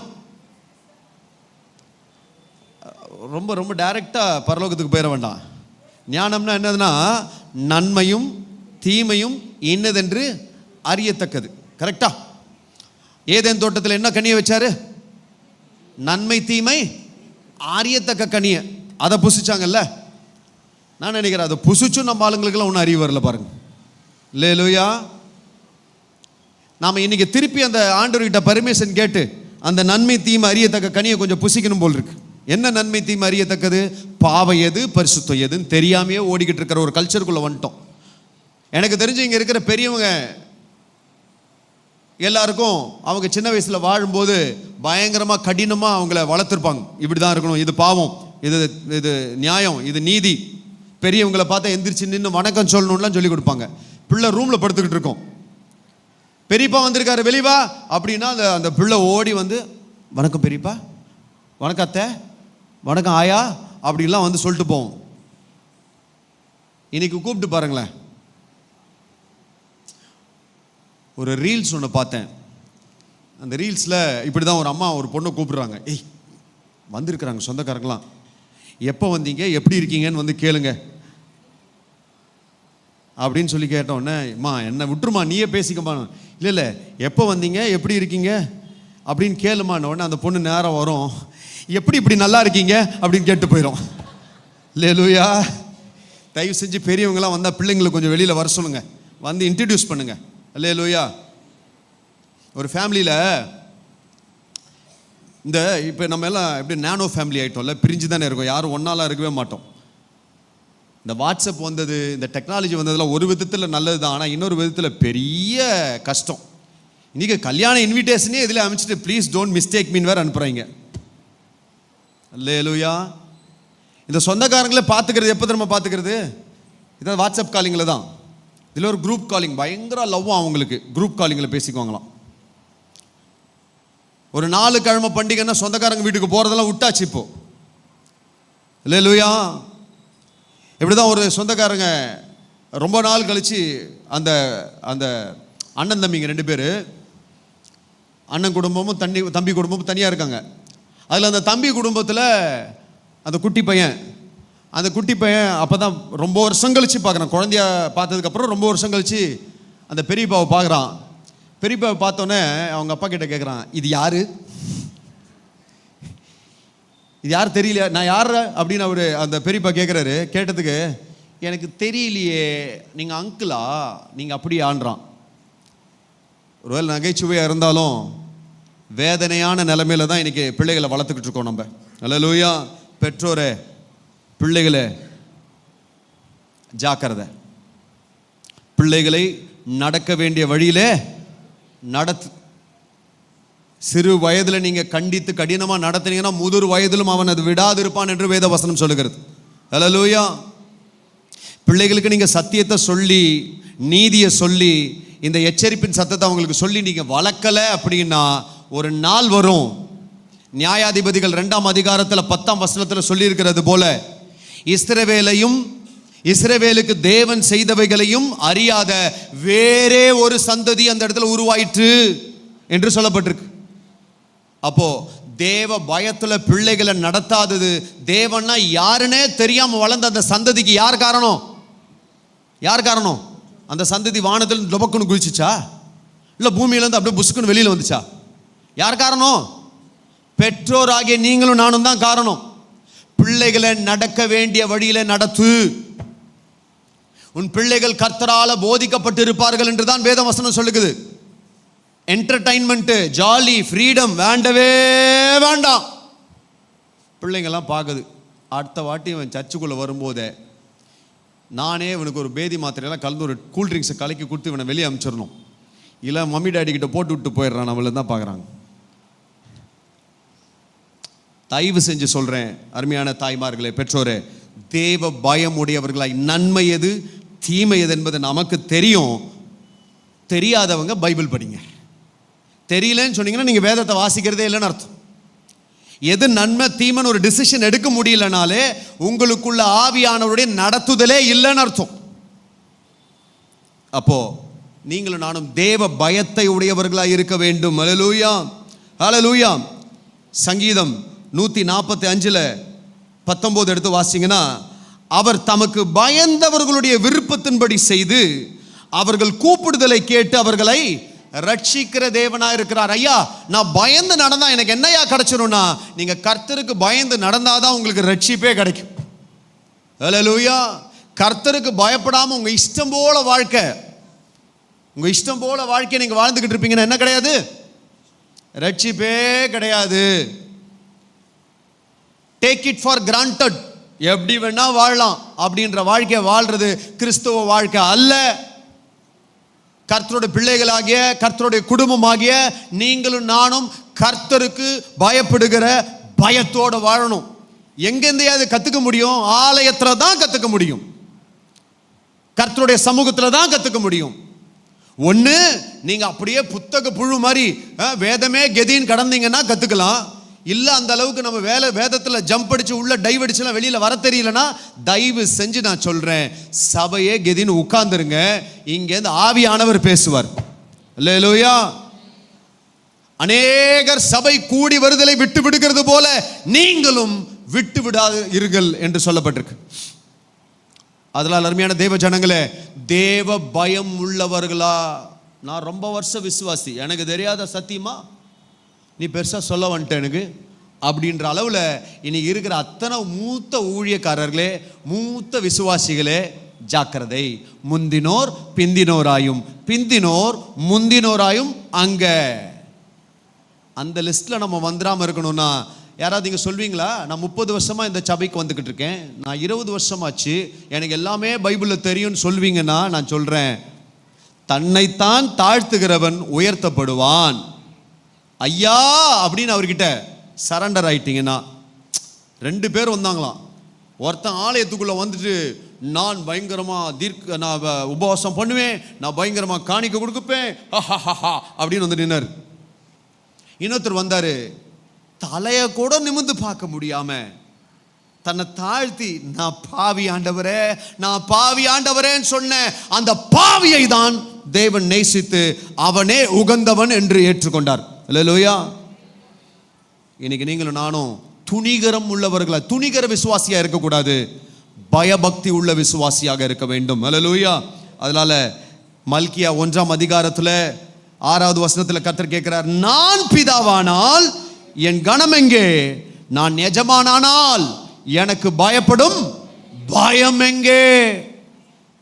தேவன் நீங்களும் நானும் அவருக்கு பயந்து வாழ வேண்டும் என்று விரும்புகிறார். அல்லேலூயா. இன்றைக்கு எனக்கும் உங்களுக்கும் உள்ளுக்குள்ள ஒரு கேள்வியை கேட்டுக்கலாமா? என்னுடைய கர்த்தருடைய பயம் எப்படிப்பட்டதா இருக்கிறது? நம்ம ரொம்ப ஈஸியாக இன்னைக்கு நிறைய மாத்திட்டாங்க. இன்னைக்கு கர்த்தருக்காக பயப்படவே வேணாம், ஏன்னா அவர் டேடி. எப்படி கூப்பிடணும் அவரை? My daddy, you know, I will play with him, you know. நான் என் அப்பா கிட்ட பேசுறத போல பேசுவேன், அவர்கிட்ட சண்டை போடுறது போல சண்டை போடுவேன். அதெல்லாத்தையும் அவர் ஏத்துக்குவார் தான். அவர் தகப்பனாய் மாத்திரமல்ல, தேவனாயும் இருக்கிறார் என்பதை நம்ம மறந்து போகக்கூடாது. அவர் அன்புள்ள தெய்வம் தான், அவர் பராக்கிரமுள்ள உள்ள தெய்வம் என்பதை மறந்து போகக்கூடாது. அவர் கிருபை உள்ள தெய்வம் தான், ஆனால் அவர் சர்வ வல்லமையுள்ள தெய்வம் என்பதை நீங்களும் நானும் மறந்து போகக்கூடாது. கர்த்தருக்கு முன்பதாக நடுங்குங்கள், நடுங்குங்கள். ஐயா, யோசுவா ஜனங்களை நடத்திக்கிட்டு வராரு. எரிகோவுக்கு முன்னாடி வந்தாச்சு. ராகாப் அவ சொல்றா, உங்களை குறித்து கேள்விப்பட்ட மாத்திரத்துல எங்களுக்கு கொலை நடுங்கிருச்சுன்றா. நீங்க வீட்டுக்கு போய் வாசிச்சு பாருங்க வசனத்தெல்லாம், நேரம் இல்லை, நான் அடுத்தடுத்த பாயிண்ட்டுக்குள்ள போகணும். உங்களை குறித்து கேள்விப்பட்ட, ஐயோ இஸ்ரவேலர்கள் வரார்கள் கேட்ட மாத்திரத்துல அந்நிய தேசத்தாரி அவர்கள் நடுங்கி போனார்களாம். ஏன் அப்படின்னா, இவர்களோடு கூட இருக்கிற தெய்வம் பயங்கரமானவர், பராக்கிரமமானவர், ராஜாக்களை தள்ளி ராஜாக்களை ஏற்படுத்துகிறவர், சிவந்த சமுத்திரத்தை பிளந்தவர் அப்படின்னு. இன்னைக்கு மாதிரி அன்னைக்கு வாட்ஸ்அப்பா இருந்துச்சு, இன்னைக்கு மாதிரி டெக்னாலஜியா இருந்துச்சு. அன்னைக்கு இவங்க அந்த ஊர்ல இருந்து இவன் இந்த ஊருக்கு நடந்து வர்றதுக்கு முன்னாடி இந்த ஊர்ல இருக்கிறவனுக்கு அந்த ஊர்ல என்ன நடந்துருச்சுன்ற இன்ஃபர்மேஷன் வந்திருக்குன்னா எப்படி வந்துச்சு? தேவ பயம் ஒன்றுதான் அதுக்கு காரணம். அல்லேலூயா. அருமையான தேவ ஜனங்களே, தேவ பயத்தை நான் ஏன் தேவ பயம் எப்படி இருக்குன்னு நான் என்னையே அனல் மூட்டி பார்க்க வேண்டிய காலகட்டத்தில் இருக்க. 2வதாக நீங்களும் நானும் தேவனை மகிமைப்படுத்த வேண்டும் என்று தேவன் விரும்புகிறார். அல்லேலூயா. சங்கீதம் 50:15 இப்படியா சொல்லுகிறது, ஆபத்து காலத்தில் என்னை நோக்கி கூப்பிடு, நான் உன்னை விடுவிப்பேன். யாருங்க சொன்னது கடைசியா? நான் அவ்வளோலாம் வசனம் சொல்லவே இல்லையே, எக்ஸ்ட்ராவெல்லாம் ஆட் பண்ணுறீங்க. வசனம் என்ன இருக்கு? சங்கீதம் 50:15 என்ன இருக்குங்க? ஆபத்து காலத்தில் என்னை நோக்கி கூப்பிடு, நான் உன்னை விடுவிப்பேன். அவ்வளோதானே? இருக்கா? உங்க பைபிள் இருக்கா சிஸ்டர், பிரதர்? உங்க பைபிள் இருக்கா அந்த வசனம்? கொஞ்சம் வாசிங்க. அவ்வளோதான். என்னங்க எக்ஸ்ட்ராவாக படிக்கிறாங்க அவங்க? அந்த பக்கத்தில் யாரா வாசிங்க, வாசிங்க வாசிங்க டக்குன்னு. அப்புறம் இந்த லேட்டுக்கு நான் ஒரு 15 நிமிஷம் எக்ஸ்ட்ரா எடுத்துக்குவேன். 50:15 அவ்வளோதான் பாருங்க. இருக்கா? உங்க பைபிள் இருக்கா? ஓ பரவாயில்ல, எல்லாரும் பைபிள் இருக்குல்ல. எத்தனை பேர் ஆபத்து காலத்தில் கர்த்தரை நோக்கி கூப்பிட்டோம்? யாருமே ஆபத்தில் கர்த்தரை நோக்கி கூப்பிடலையா? கை வீட்டில் வச்சுட்டு வந்துட்டீங்களா? இல்லை லூயா, கூப்பிட்டேன் தானே. கர்த்தரை கையை தூக்கலன்னு என்ன தெரியுமா அர்த்தம்? ஆபத்து காலத்தில் நான் கர்த்தராக கூப்பிடலப்பா, என் பக்கத்து வீட்டில் இருக்கிறவனை தான் கூப்பிட்டேன். ஆபத்து காலத்தில் நான் கர்த்தரெல்லாம் கூப்பிடலப்பா, மார்வாடி கடைக்கு தான் போனேன். இல்லை லூயா, ஆமாவா? அப்போ ஆபத்து காலத்தில் கர்த்தரனுக்கு கூப்பிட்டோமா? அவர் உங்களை விடுவிச்சாரா விடுவிக்கலையா? விடுவிச்சாருன்றவங்கள ஒரு அல்லேலூயா சொல்லுங்க. அல்லேலூயா. சூப்பர். எவ்வளோ பேர் கை தூக்கிட்டீங்க? சூப்பர். அப்படி எல்லாம் கை கீழே போட்டுருங்க. இப்போ அடுத்த வசனத்தில் என்ன முடிக்கிறாரு? இதை எத்தனை பேர் பண்றோம்? இதை எத்தனை பேர் பண்றோம்? கேட்பேன் கொடுப்பாரு, டாட்டா.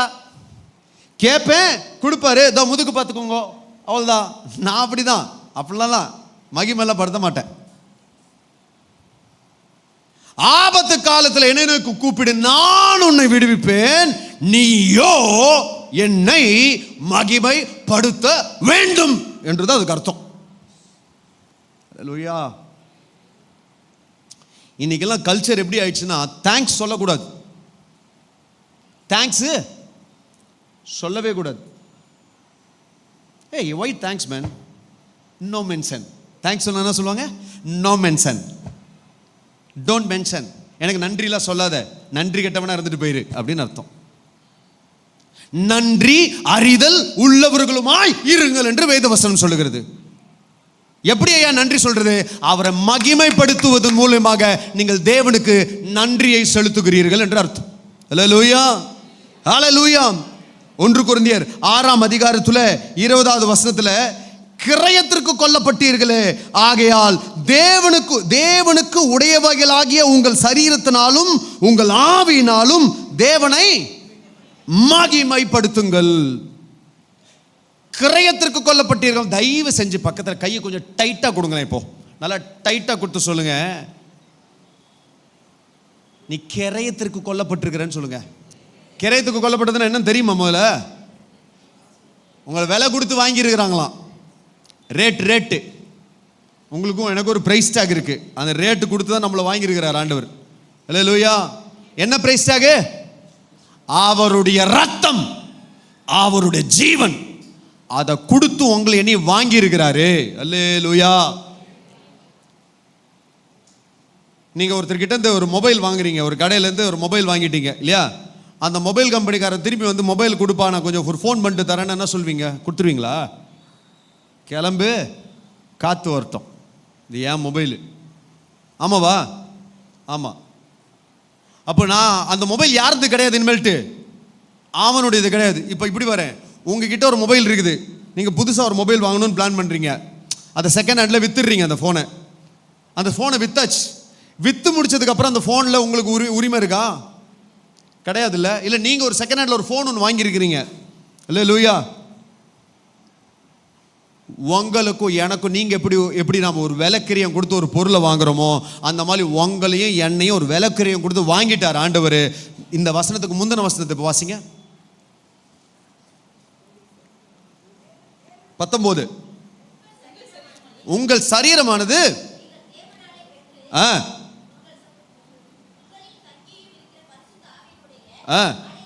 இருக்கிறதென்றும்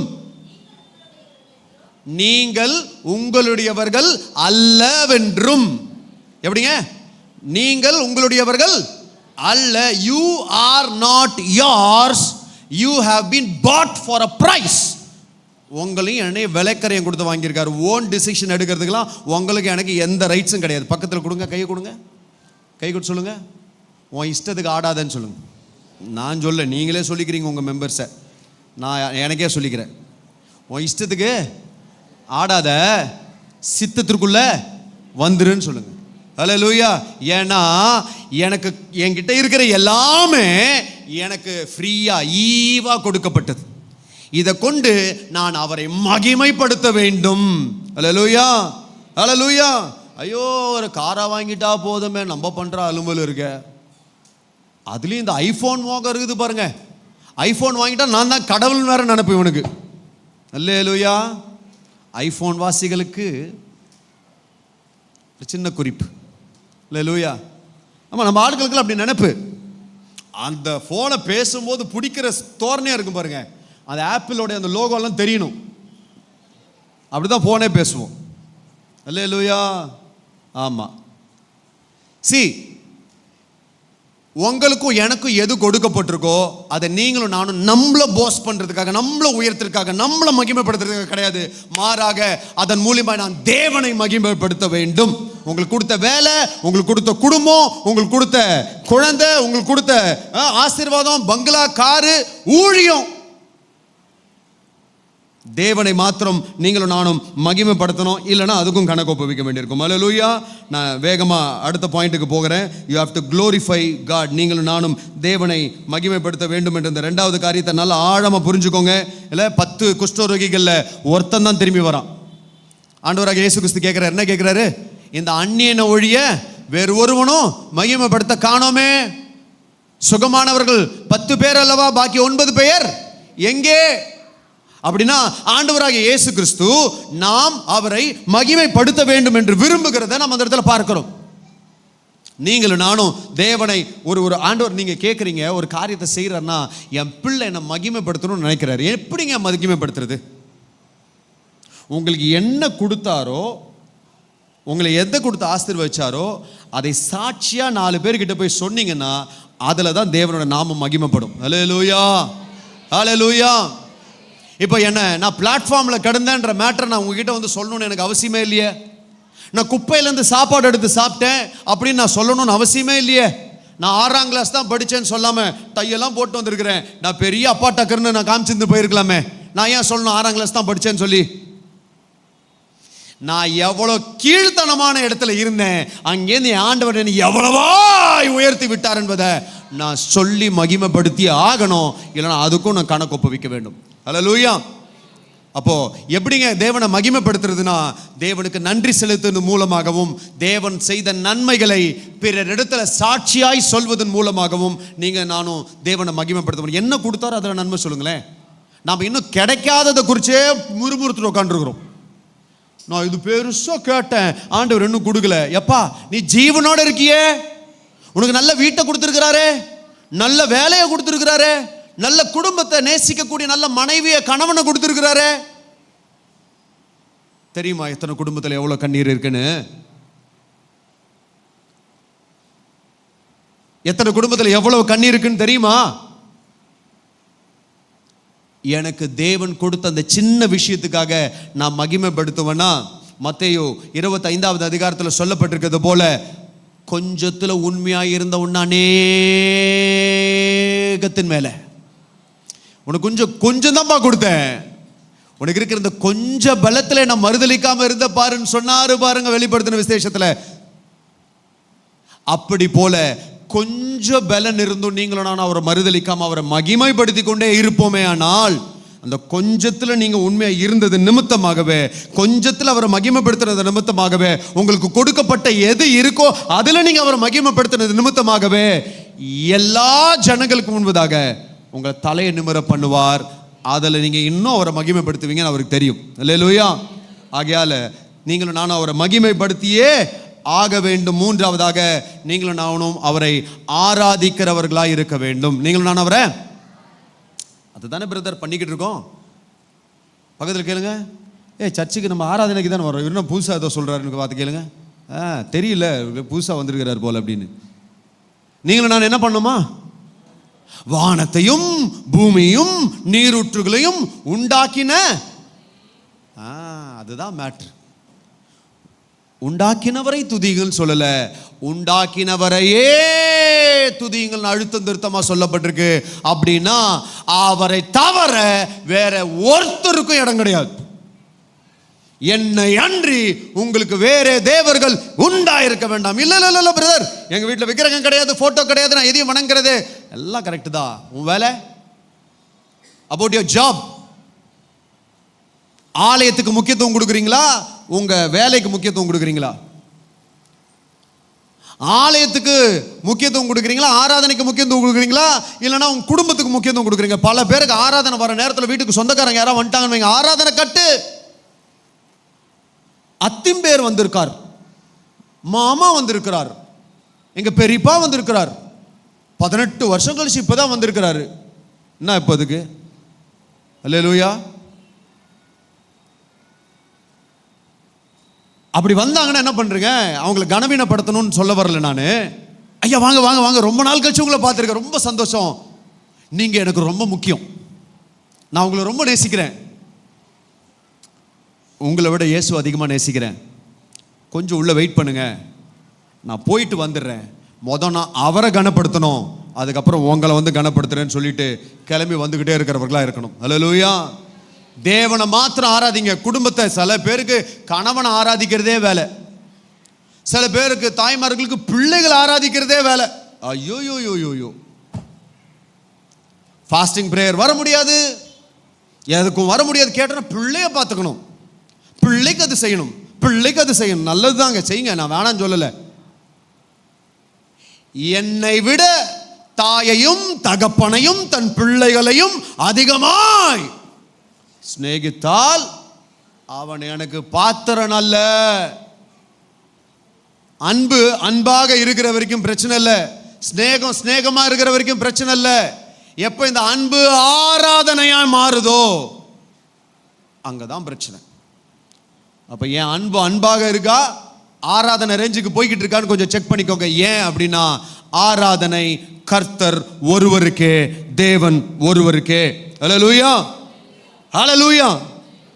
யோவானுக்கு எழுதின நிருபம் 4ஆம் அதிகாரத்துல 24ஆம் வசனம், தேவன் ஆவியாயிருக்கிறார், அவரை தொழுது கொள்ளுகிறவர்கள் ஆவியோடும் உண்மையோடும் அவரை தொழுது கொள்ள வேண்டும். அல்லேலூயா.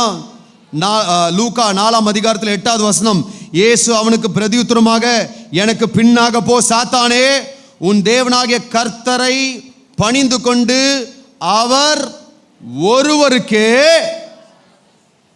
ஆராதனை செய்வாயாக. worship only God, only worship God. தேவனை மட்டும், தேவனை மட்டும் ஆராதிக்க வேண்டும். அடுத்தது always worship only our God. அப்போஸ்தலர் 16ஆம் அதிகாரத்தில் 25ஆம் வசனம், நடு ராத்திரியிலே பவுலும் சீலாவும் ஜெபம் பண்ணி தேவனை துதித்து பாடினார்களாம். அல்லேலூயா. யாரை பாடினார்கள்? தேவனை துதித்து பாடினார்கள். அங்கேருந்து நமக்கு நமக்கு நமக்கு என்னங்க அதில் என்னங்க பெருசாக ரகசியம் ஒழிஞ்சிருக்கு, என்னங்க சொல்ல வரீங்க நீங்கள் யோசிக்கலாம். தேவனை பாடினார்கள், ஆமாம். நாம் என்ன பாடுறோம்? அவன் எந்த சூழ்நிலையில் இருந்தான்? அடித்து தொழுவ மரத்தில் தொங்க விட்டாங்க. நான் எல்லா இடத்துலையும் இதை விளக்குறது உண்டு. தொழுவ மரத்தில் மாட்டி அப்படின்னு தான் வேத வசனம் போட்டிருக்கு, அப்படி தானே போட்டிருந்துச்சு. தொழுவ மரத்தில் அவன் கால்களை மாட்டி. இப்போ நான் உங்ககிட்ட இந்த மொபைலை கொடுத்தேன்னா இதை வைக்கிறதுனா எப்படி வைப்போம்? எப்படி வைப்போம்? இல்லை இப்படி எடுத்துக்கோங்க, இந்த கர்ச்சீஃபை இதை அங்கே வைப்பான்னு சொன்னால் எப்படி வைப்போம்? இப்படி வைப்போம். இதை போடுப்பான்னு என்ன பண்ணுவோம்? இப்படி போடுவோம். இதை மாட்டுப்பான்னு என்ன பண்ணுவோம்? இப்படி இப்படி தானே மாட்டுறாது. இப்படி கீழே வச்சா அதுக்கு பேர் மாட்டுறதா? இல்லைல்ல. அப்போ நான் நம்புகிறேன், நான் நினைக்கிறேன், அவன் கால்களை தொழுவ மரத்தில் மாட்டினா தலைகீழ கட்டி தொங்க விட்டுருப்பாங்கன்னு நினைக்கிறேன் காலை. அல்லேலூயா. என்னுடைய புரிதல். அந்த நிலைமையில் அவன் பாட்டு பாடினானாம், தேவனை மகிமைப்படுத்தினானாம். அந்த இடத்துல அவன் ராயனை மகிமைப்படுத்தல, அந்த இடத்துல அவன் சூழ்நிலையை பார்த்து அங்க இருக்கிற ஜெயில் அதிகாரி இருக்கிறார்ல, வா வா வா கொஞ்சம் விட்டுருப்பா, அவங்க ஆபீசர் வர வரைக்கும் கொஞ்சம் காலை கட்டி விட்டுருப்பா அப்படின்லாம் கேட்கல. அங்க அவனை மகிமைப்படுத்தல, நீ ரொம்ப நல்லவனாச்சப்பா, வெளியில் வாப்பா, அவனை கவனிச்சுக்கிறேன் தனியா. இல்லை, நாம கூட நம்ம வியாபாரத்தில் நம்ம வேலையில் தேவனை மகிமைப்படுத்திக்கிட்டு இருக்கிறோமா, இல்லை நம்ம பாஸை மகிமைப்படுத்திட்டு இருக்கிறோமா? தேவனை மகிமைப்படுத்திட்டு இருக்கிறோமா? என் மேனேஜரை பிரியப்படுத்துறதுக்காக நீங்கள் ரொம்ப நல்லவர் சார், ராம்பர் வந்துட்டான் பார், you are very good man you know அப்படின்னுவோம். அல்லேலூயா. யாரை மகிமைப்படுத்திட்டு இருக்கீங்க? குடும்பத்தில் யாரை மகிமைப்படுத்திட்டு இருக்கீங்க? சில சபைகள் இருக்கு, பாஸ்டர் தான் கடவுள். அது எதை சொல்கிறேன், ஒன்று ஊழியத்துக்கோ ஆலயத்துக்கோ அடங்காமவே இருக்கிறது, இன்னொன்று எல்லாத்தையும் தாண்டி போய் அந்த ஊழியக்காரர் பண்ணுற அட்ராசிட்டிக்கு எல்லாத்துக்கும் தலை வணங்குறது. நான் யாரையும் பேரில் இட்டலாம் சொல்ல விரும்பலை, அப்படிலாம் சொல்லக்கூடாதுன்னு சொல்லிக்கிட்டு இருக்கிற ஆள் நான். ஆனாலும் உங்களுக்கெல்லாம் தெரியும், சினிமா பாட்டை ஸ்டேஜில் நிற்க வச்சு பாடி, எப்படி பாட்டு பாடி டான்ஸ் ஆடுறது மோசே 40 நாள் அங்கே மேலே போயிட்டு வந்ததுக்கு ஈக்குவல்னு சொல்லக்கூடிய பெரிய பெரிய தேவ தூதர்கள்லாம் நம்ம ஊரில் இருக்கிறாங்க. இல்லையா? ஒன்று இந்த எக்ஸ்ட்ரீமுக்கு போயிடுறோம், இல்லை அந்த எக்ஸ்ட்ரீமுக்கு போயிடுறோம். யாரையும் இந்த பூமியில் மகிமைப்படுத்த வேண்டாம். நீங்களும் நானும் மகிமைப்படுத்த வேண்டியது ஒரே ஒரு ஆள் தான், தேவனை மாத்திரம். எந்த சூழ்நிலையிலையும் சூழ்நிலை நிமித்தம் கூட யாரையும் மகிமைப்படுத்துறாதீங்க. தேவன் ஒருவரை மாத்திரமே நீங்களும் நானும் மகிமைப்படுத்த வேண்டும். அல்லேலூயா, அல்லேலூயா. மகிமைப்படுத்துறதுனா என்ன அப்படின்னு ஒரு படி தாண்டி உங்களுக்கு நான் சொல்லி முடிக்கிறேன் நான். அல்லேலூயா. நீங்களும் நானும் தேவனை மகிமைப்படுத்த வேண்டும் அப்படின்னா நீங்களும் நானும் எடுத்து வாசிங்க. ஆராதனை பண்ணுறதுனா என்ன, மகிமைப்படுத்துறதுனா என்னன்றதை நம்ம விளங்கிக் கொள்வோம். யாத்ராகமம் அதுக்கு முன்னாடி ரோமர் 12ஆம் அதிகாரம் 1 வசனத்தை வாசிங்க. மகிமைப்படுத்துகிறது அப்படின்னாலே அது என்னதான்? தேவனை ஆராதிக்கிறது. நீங்க உங்க வேலையை ஆராதிக்காம தேவனை உங்க ஆராதனை மூலியமாக தேவனை மகிமைப்படுத்த வேண்டும். அல்லேலூயா. வாசிங்க. ஆ ஆ ஆ ஆ ஆ ஆ அல்லேலூயா. அப்போ நீங்களும் நானும் தேவனையே ஆராதிக்க வேண்டும் அப்படின்னா என்ன அப்படின்னு கேட்டீங்கன்னா, உங்களை எண்ணி ஜீவ பலியா ஒப்பு கொடுக்கறது தான் புத்தி உள்ள ஆராதனையாம். அல்லேலூயா. பக்கத்தில் கை குத்து கேளுங்க, புத்தி இருக்கான்னு புத்தி உள்ள ஆராதனைனா தெரியுமான்னு கேளுங்க. அல்லேலூயா. புத்தி உள்ள ஆராதனைனா என்னன்னு தெரியுமான்னு கேளுங்க. பதில் சொன்னாங்களா? தெரியும்னு சொன்னாங்களா? கண்டிப்பாக ரெண்டுமே சொல்லியிருக்க மாட்டாங்க. உங்களை இப்படியே பார்த்துருப்பாங்க, உனக்கு மட்டும் ரொம்ப தெரியும் போல அப்படின்னு பார்த்துருப்பாங்க. அல்லேலூயா. இங்க பக்தன் சொல்றாரு, நீங்களும் நானும் நம்மையே ஜீவ பலியாய் ஒப்பு கொடுக்கறதா புத்தி உள்ள ஆராதனை. தேவனை மகிமைப்படுத்துறதுனா, தேவனை ஆராதிக்கிறதுனா என்ன அப்படின்னா, நாம ஜீவ பலி. அது எப்படிங்க ஜீவ பலியா ஒப்பு கொடுக்க முடியும்? கொடுக்க முடியும். வாசிங்க யாத்திராகமம் 32 எடுத்து வாசிங்க. ஆகிலும் தேவரீர் அவர்கள் பாவத்தை மன்னித்தருளுவீரானால் மன்னித்தருளும், இல்லாவிட்டால் நீர் எழுதின உம்முடைய புஸ்தகத்திலிருந்து என் பெயரை கிறுக்கி போடும். யாருங்க சொல்றது? மோசே தேவனோடு பேசி கொண்டு இருக்கிறாரு. இஸ்ரவேல் ஜனங்கள் அவங்க தேவனுக்கு விரோதமான காரியங்களை செய்து, அருவருப்பான காரியங்களை செய்த உடனே தேவன் முடிவெடுக்கிறாரு, இவர்களை நான் சங்காரம் பண்ணிட போறேன், இவங்களை அழிச்சிட போறேன் அப்படின்னு சொல்லும்போது இந்த மோசே சொல்றாரு, என்னையா சொல்றீரு? இந்த 30-40 லட்சம் ஜனங்களை நான் பாட்டுக்கு என் இஷ்டத்துக்குன்னு ஆடு மேய்ச்சிக்கிட்டு தானே இருந்தேன், என்னை கூட்டுட்டு வந்தீங்கல்ல, கூட்டுட்டு வந்து பார்வோனுக்கு முன்னாடி உயிர் தப்ப என்னை நிக்க வச்சிங்கல்ல, இவ்வளோ ஜனங்களுக்கு 10 விதமான வாதைகளை அனுப்பி காமிச்சு, உம்முடைய வல்லமை என்னன்னு வெளிப்படுத்தி கொடுத்து இவ்வளோ தூரம் வனாந்தரத்தில் கொண்டு வந்திருக்கோமே, இவ்வளோ அழிச்சிட போறேன்னு சொல்றீங்களே, சுத்தி இருக்கிறவெல்லாம் உங்களுடைய நாமத்தை தூஷிச்சிட மாட்டானா? இவர்கள் தேவனை அவங்களை கொண்டு அழிஞ்சு போடுறதுக்கு தான் அங்கேருந்து கொண்டு வந்தாரு போல் இருக்கு அப்படின்னு சொல்லிட மாட்டானா? உம்முடைய நாமத்திற்கு பங்கம் உண்டாயிருமே ஆண்டவரே, உம்முடைய நாமம் ஆண்டவரே எல்லாரும் ஏளனம் பண்ணிடுவாங்களே. அது மாத்திரம் இல்ல, இந்த ஜனங்கள் இவ்வளவு தூரமா நான் நேசிச்சு என்ன இவங்களோட நான் வேணவே வேணான்னு சொன்னேன், கொடுத்துட்டீங்க, இன்னைக்கு என்ன இவங்களால. இதே மோசே தான் இவங்க எல்லாருமே எனக்கு சோறு இல்லை, எனக்கு தண்ணி இல்லைன்னு கத்தி கலாட்டா பண்ணி கல்லெறிய வரும்போது ஆண்டவர்கிட்ட முறையிடுறாரு, நானா இவங்களை பெத்தேன், நானா இவங்களை பெத்தெடுத்தேன், எனக்கு எதுக்கு இவ்வளவு பாரம், போதும் என்ன எடுத்துக்கோ அப்படின்னு பேசின மோசே தான். இதே மோசே இப்போ தேவனிடத்துல கேட்கிறாரு, இவர்களுடைய ஜீவனை காக்க வேண்டுமே, ஆனால் வேணும்னா என் பேரை கூட ஜீவ புஸ்தகத்தில் கிறுக்கி போட்டுருங்க, ஆனால் அவங்க ஒருத்த மேலே ஒரு சின்ன துரும்பு கூட படக்கூடாது ஆண்டவரேன்னு பேசுகிறான். அல்லேலூயா. நான் சொல்கிறேன் அருமையான தேவ ஜனங்களே, இந்த இந்த இந்த இந்த காரியத்தை கொஞ்சம் தயவு செஞ்சு விளங்கி பாருங்க. ஜீவ புஸ்தகத்தில் பேர் கிறுக்கி போடப்பட்டாச்சுன்னா எங்கே தான் போயாகணும்? இவ்வளவு பாடுபட்டு நரகத்துக்கு போகிறதுக்கு ரெடின்றார். இது விலைக்கிரயம் இல்லையா? இது அவரையே ஜீவ பலியா ஒப்பு கொடுக்கறதா இல்லையா? இன்னொருத்தர் உங்களுக்கு காமிச்சு கொடுக்குற, எடுத்து வாசிச்சு பாருங்க. ரோமருக்கு எழுதின நிருபம் 9ஆம் அதிகாரம் 3ஆம் வசனம். மாம்சத்தின்படி என் இனத்தாராகிய என் சகோதரருக்கு பதிலாக நானே கிறிஸ்துவை விட்டு சபிக்கப்பட்டவனாக வேண்டும் என்று. எத்தனை பேர் சாபத்தை விரும்புவோம்? நம்ம எத்தனை பேர் சாபத்தை விரும்புவோம்? அப்போஸ்தலனாகிய பவுல் இந்த இடத்துல சொல்றாரு, என் சகோதரர்களுக்காக, என் இனத்தாருக்காக, இந்த ஜனத்திற்காக, இவர்கள் மீட்கப்படணுன்றதுக்காக நான் வேணா கிறிஸ்துவை விட்டு சபிக்கப்பட்டவனா போவேன்றார். கிறிஸ்துவை விட்டாச்சுன்னா நித்திய ஜீவன் இல்லை, நித்திய ஜீவன் இல்லைன்னா நரகம். நரகத்துக்கு போறதுக்கு ரெடி. ஆனா என் இனத்தார் ரட்சிக்கப்பட்டுருவாங்கன்னா அதுக்கு விலைக்கிரயமா நான் என்னுடைய நித்திய ஜீவனையே கொடுக்கணுமா? நான் கொடுக்க ரெடின்னு சொல்றாருன்னா இது விலைக்கிரயம் இல்லையா? இது ஜீவபலி இல்லையா? எப்படிப்பட்ட சாக்ரிஃபைஸுங்க இது? இது எப்படிப்பட்ட பலி? என்னால யூகிக்க கூட முடியல. இதை படிச்ச அன்னிலேருந்து, இது ஆவியானவர் வெளிப்படுத்த கொடுத்த அன்னிலேருந்து என்னால இதை யோசிக்காம இருக்கவே முடியல. இப்படி ஒரு அன்பா? இன்னைக்கு அருமையான தேவ ஜனங்களே, நீங்களும் நானும் புத்தி உள்ள ஆராதனை பண்றோமா? புத்தி உள்ள ஆராதனை தான் பண்ணிக்கிட்டு இருக்கோமா? இப்படி இந்த ஜனத்திற்காக காலம் இனி செல்லாது, நியாய தீர்ப்பின் காலம் வந்துச்சுன்னு சொல்லி ஏன் நான் கர்த்தருக்கு பயப்படணும்? ஏன் நான் கர்த்தரை கனப்படுத்தணும்? ஏன் நான் கர்த்தரை மாத்திரம் ஆராதிக்கணும்? ஐயா, இதெல்லாம் பண்ணாதாயா ஒரு கூட்ட ஆத்மாவை நீ கர்த்தருக்கு திருப்பணி தகுதியாக முடியும். நீ இதுல தகுதி ஆனாதாயா ஆத்மா ஆதாயம் பண்ண முடியும்.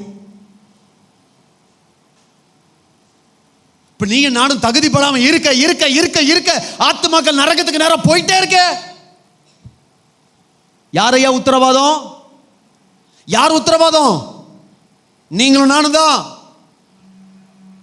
எசேக்கியேல் 3ஆம் அதிகாரம் 17 21 வீட்டுக்கு போய் வாசிச்சு பாருங்க. இந்த துன்மார்க்கன் தன் பாவத்துல துன்மார்க்கத்துல சாவான். மனம் திரும்பலனா சாவான். மனம் திரும்பும்படி உனக்கு நான் சொன்ன சத்தியத்தை சுவிசேஷத்தை சொல்லி இவனை மனம் திரும்ப பண்ணலனா அவன் துன்மார்க்கத்துல சாவான். அவன் ரத்த பழியோ உங்ககிட்டயும் என்கிட்டயும் கேட்பேன்றார். நீங்களும் நானும் சுவிசேஷம் சொல்லாம இருக்க இருக்க ஒவ்வொரு நாளும் ஆத்மா நரகத்துக்கு போயிட்டே இருக்கு. நம்மளை அறியாமையே நம்ம மேலையும் நம்ம சந்ததியின் மேலையும் அநேக அழிந்து கொண்டிருக்கிற ஆத்மாக்களோட ரத்த பழியை சேர்த்துக்கிட்டே இருக்கும். சும்மா உட்காந்துருக்கிறோம், வீட்டில் டிவி பார்க்கறதோ, என்டர்டைன்மெண்ட் என்டர்டைன்மெண்ட் என்டர்டைன்மெண்ட் என்டர்டைன்மெண்ட் என்டர்டைன்மெண்ட்னே வாழ்க்கை போய்கிட்டு இருக்கு. எல்லாத்துலையும் என்டர்டைன்மெண்ட். ஐயா, நாம என்டர்டைன்மெண்ட்லயே போனோம்னா நரகத்தில் நம்மளை வச்சு என்டர்டைன்மெண்ட் நடக்கும். ஜாக்கிரதை. அல்லேலூயா, ஹல்லேலூயா. அப்ப யாரு பொறுப்பு? பவுல் சொல்றாரு, சுவிசேஷத்தை அறிவிக்காவிட்டால் எனக்கு ஐயோ ஐயோ ஆபத்து வந்துருமே, இந்த ஜனங்க நரகத்துக்கு போயிருமே. அது என் மேல் விழுந்த கடமை, அது என் மேல் விழுந்த கடமை. சும்மா சர்ச்சுக்கு வந்துட்டு போறதுக்கு சர்ச்சை கட்டி வச்சிருக்காங்கன்னு நினைச்சீங்களா? எத்தனை நாள் உட்காந்து சீட்டை தேய்ச்சிக்கிட்டே இருப்போம் நம்ம? கர்த்தருடைய வேலையை செய்யும்படியாக தேவ பயம் உள்ளவர்களாய் இருக்க வேண்டும்.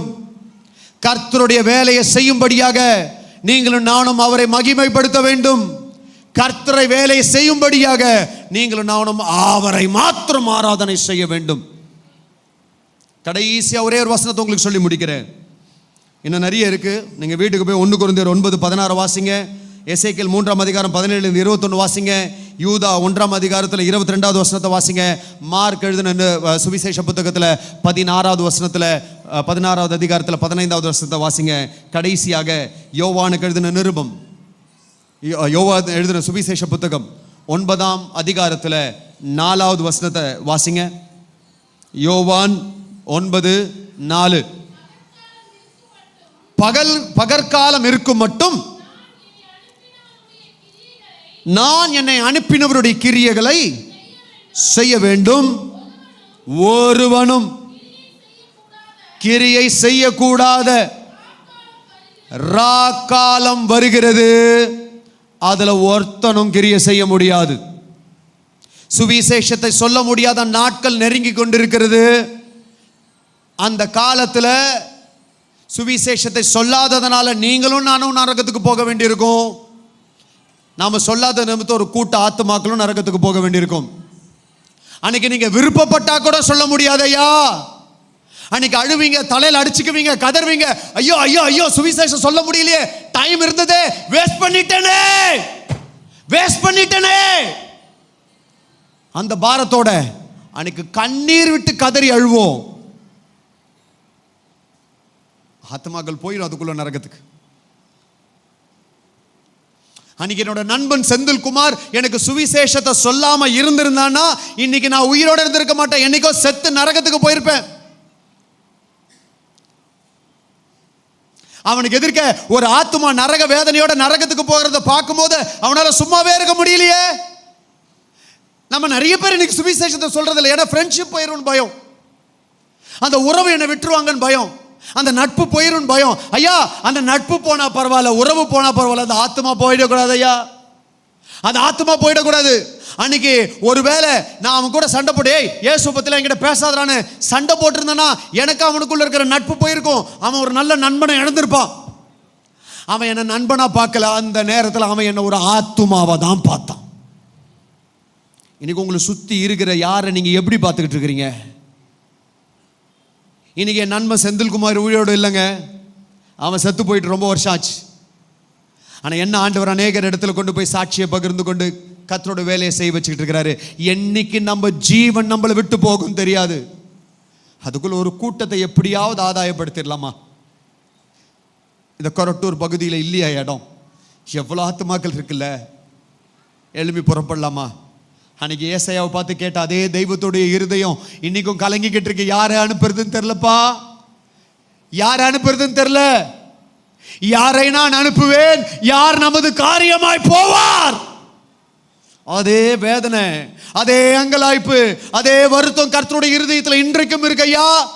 என் பகுதியை குறித்து, நம்ம பகுதியை குறித்து. அன்னைக்கு ஏசாயா, ஆண்டவரே ஏன் ஆண்டவர் அப்படி சொல்லிட்டீங்க, ஏன் அப்படி சொல்லிட்டீங்க, நான் இருக்கிறேன்ப்பா, நான் போறேன்னு எழும்பி நின்னது போல இன்னைக்கு எத்தனை பேர் உங்க பகுதியில் இருக்கிற ஜனத்தை ரட்சிப்புக்குள்ள நடத்துறதுக்கு நான் போறேன்னு சொல்ல ஆயத்தமா இருக்கிறீங்க? ரெடியா இருக்கிறீங்களா? பிரதர் வேலையெல்லாம் விட்டு வரணுமா? வேணாம், வேலையில் இருக்கிற இடத்துல ஊழியத்தை பண்ணுங்க, இருக்கிற இடத்துல ஊழியத்தை பண்ணுங்க. எந்த வேலையில் இருக்கிறீங்களோ, எங்க படிக்கிறீங்களோ, எந்த குடுத்தன வாசல்ல இருக்கிறீங்களோ அங்க இயேசுவோட அன்பை பிரதிபலிக்கிற வேலையை செய்யுங்க.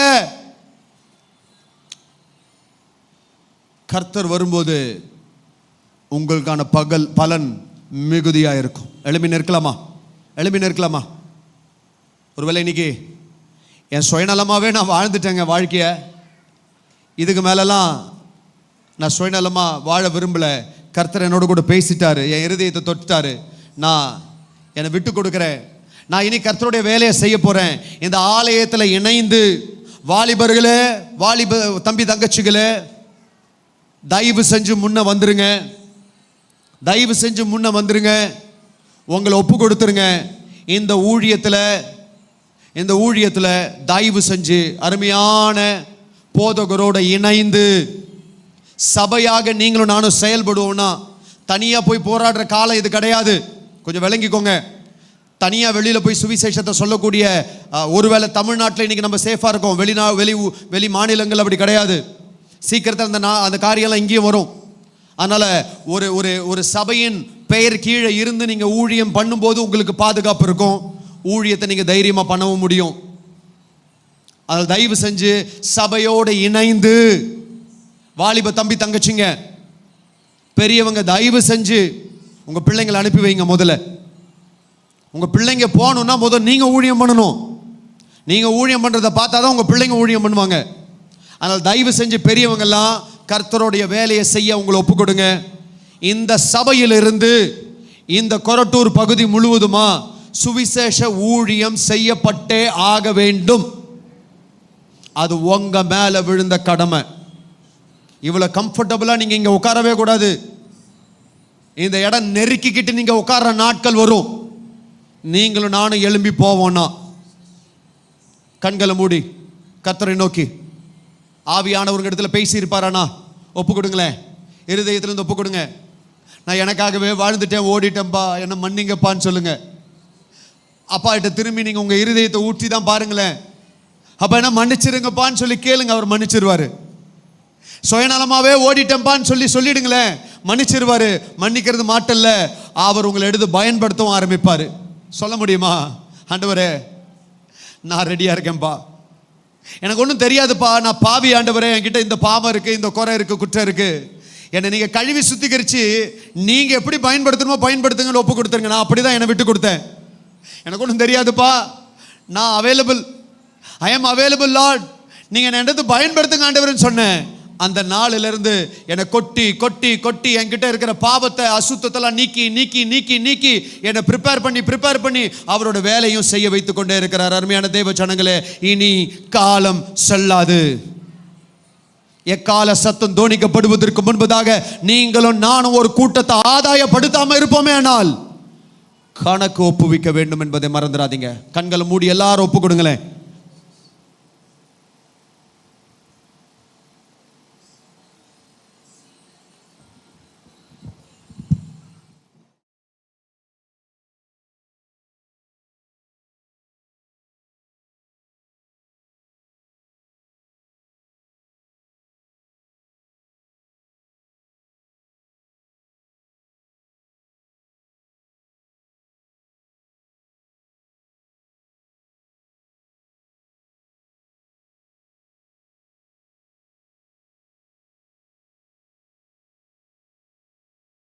மிக சமீபமே சுத்தர்கள் யாவரும் சேர்ந்திடவே, அந்த நாள் மிக சமீபமே சுத்தர்கள் யாவரும் சேர்ந்திடவே, தெய்வ எக்காலம் வானில் முழங்க தேவாதிதை வலை தரிசிப்போமே, தெய்வ எக்காலம் வானில் முழங்க தேவாதிதை வலை சந்திப்போமே, கால சத்தம் வானில் தோன்றிடவே, சுமராஜனே வந்திடுவார், கால சத்தம் வானில் தோன்றிடவே, சுமராஜனே வந்திடுவார், அந்த நாள் மிக சமீபமே சுத்தர்கள் யாவரும் சேர்ந்திடவே,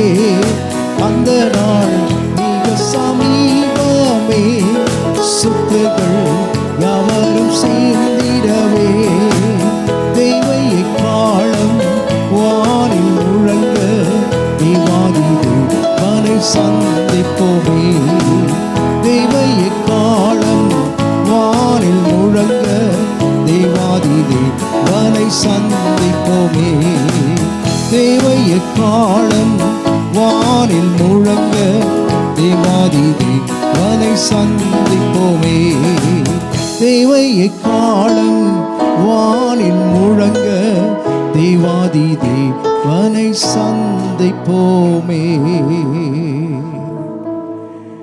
கடந்த புதன்கிழமை என்னுடைய ஜெப நேரத்தில் நான் வாசித்து கொண்டிருந்த பொழுது கர்த்தர் இந்த வார்த்தையை எனக்கு காண்பித்தார். அந்த வசனத்தை மாற்ற வாசித்து நான் ஜெபம் பண்ணிடலாம்.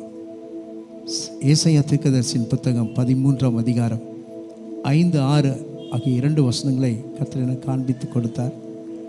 அந்த வசனத்தை நான் உங்களுக்காக வாசிக்கிறேன். பக்கம் 818 பக்கத்தில் இருக்குது. கர்த்தர் வருகிறார், அவருடைய கோபத்தின் ஆயுதங்களும் தேசத்தை எல்லாம் அழிக்க வானம் கவிழ்ந்த கடையாந்திர தேசத்திலிருந்து வருகிறது.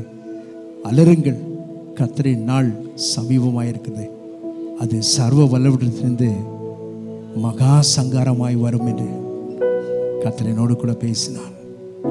ஆண்டவரே, ஒவ்வொரு நாளும் இதை வச்சு ஜெபம் பண்ணுறேன். ஆண்டவர் வருகிறார், கர்த்தரின் நாள் சமீபமாக இருக்கிறது, இனி காலம் செல்லாது. கர்த்தருடைய நியாய தீர்ப்பின் நாள் வெகு சமீபம் என்று கர்த்தர் இந்த காலைவேளை நம்மோடு கூட பேசினார். கர்த்தருடைய பிள்ளையே, வார்த்தைகளை கேட்கிறோம், ஆனால் சுவிசேஷத்தை நாம் சொல்லி மற்றவர்களுக்கு, நம்முடைய குடும்பத்தில் இன்னும் அநேகர் ரட்சிக்கப்படாமல் இருக்கிறார்களே, இன்னும் இயேசுவின் அன்புக்குள் வராமல் இருக்கிறார்களே, அவர்களுக்காக நாம் பாரப்பட்டு ஜெபித்து கர்த்தருடைய வார்த்தையை சொல்லும் பொழுது கர்த்தர் நிச்சயமாய் நம்மை ஆசீர்வதிப்பார். அவருடைய குடும்பங்கள் ஆசீர்வதிக்கப்படும். அன்பின் பரலோக பிதாவே, இந்த அருமையான காலை வேளையிலே எங்கள் அன்பு தாசனை பல ஆண்டுகள் கழித்து எங்கள் மத்தியிலே கொண்டு வந்தீரப்பா. ஆண்டவரே, உடைய தாசன் மூலமாய் ஒரு எச்சரிப்பின் சத்தத்தை நாங்கள் கேட்கும்படி கர்த்தர் கிருபை செய்து, கேட்கிறவர்களாக அல்ல அதன்படி செய்கிறவர்களாக எங்களை மாற்றுவீராக. எங்கள் ஆவி ஆத்மா சரீரத்தை ஜீவ பலியாய் ஒப்பு கொடுக்க கர்த்தர் கிருபை செய்ய. ஆண்டவரே, அவருடைய மனைவி தேவன் கொடுத்த அன்பு பிள்ளைகளுக்காக செபிக்கிறோம். எங்கள் மத்தியிலே அவர்களோடு கூட ஊழியத்தில் இருக்கிற பிள்ளைகளுக்காக நன்றி செலுத்துகிறோம்ப்பா. அவர்களையும் எடுத்து உபயோகப்படுத்தும், அவருடைய குடும்பங்களையும் ஆசீர்வதியும்ப்பா. கிருபைக்குள் மூடிக்கொள்ளும். அவருடைய பிள்ளைகள் இவ்வளோ நேரம் கர்த்தருடைய வார்த்தையை கேட்டு ஆண்டவரே உம்மை கனப்படுத்தினார்களப்பா. நீர் அவர்களை கனப்படுத்தும். அவருடைய குடும்பங்களை ஆசீர்வதியும், அவருடைய பிள்ளைகளை ஆசீர்வதியும், தேவையெல்லாம் சந்தியும். ஆண்டவரே, உமக்கு சித்தம் இருக்குமானால் கர்த்தர் எங்களுக்கு ஆயுசு நாட்களை கூட்டி கொடுப்பீரானால் வருகிற பரிசுத்த ஓய்வு நாளிலே வந்து இந்த மாதத்தின் கடைசி நாள் அந்த 5வது பரிசுத்த ஓய்வு நாளிலே உமக்கு நன்றி சொல்ல கிருபைத்தார். இயேசு கிறிஸ்து நாமத்தில் ஜெபிக்கிறேன் பிதாவே, ஆமென். என் ஆத்மாவே கர்த்தரை ஸ்தோத்திரி, என் முழு உள்ளமே அவருடைய பரிசுத்த நாமத்தை ஸ்தோத்திரி. என் ஆத்மாவே கர்த்தரை ஸ்தோத்திரி, கர்த்தர் செய்த சகலவால் மறவாதே, ஆமென். ஜெய கிறிஸ்து முன் செல்கிறார், ஜெயமாக நடத்திடுவார். ஜெய கிறிஸ்து முன் செல்கிறார், ஜெயமாக நடத்திடுவார். ஜெய கீதங்கள் நாம் பாடி ஜெய கொடியும் ஏற்றிடுவோம். ஜெயம் அல்லேலூயா அவர் நாமத்துக்கே, ஜெயம் அல்லேலூயா அவர் நாமத்துக்கே, ஜெயம் அல்லேலூயா அவர் நாமத்துக்கே, ஜெயம் அல்லேலூயா அவர் நாமத்துக்கே. நம்முடைய ஆண்டவராக இயேசு கிறிஸ்துவின் கிருபையும் பிதாவாகிய தேவனுடைய அன்பும் பரிசுத்த ஆவியானவரின் ஐக்கியமும் பாதுகாவலும் இன்று வென்றும் சதாக்கம் அனைவரோடும் நம்முடைய மத்தியில் வந்து கர்த்தருடைய வார்த்தையை கொடுத்து நம்மை உற்சாகப்படுத்தி நம்மை பலப்படுத்தின கர்த்தருடைய தாசனோடும் அவருடைய குடும்பத்தோடும் அவருடைய ஊழியங்களோடும் கர்த்தருடைய வருகை மட்டும் நிலைத்திருப்பதாக. ஆமென், ஆமென். கர்த்தரை ஆசீர்வதிப்பாராக, கர்த்தரோடு கூட இருப்பாராக. Praise the Lord, praise the Lord.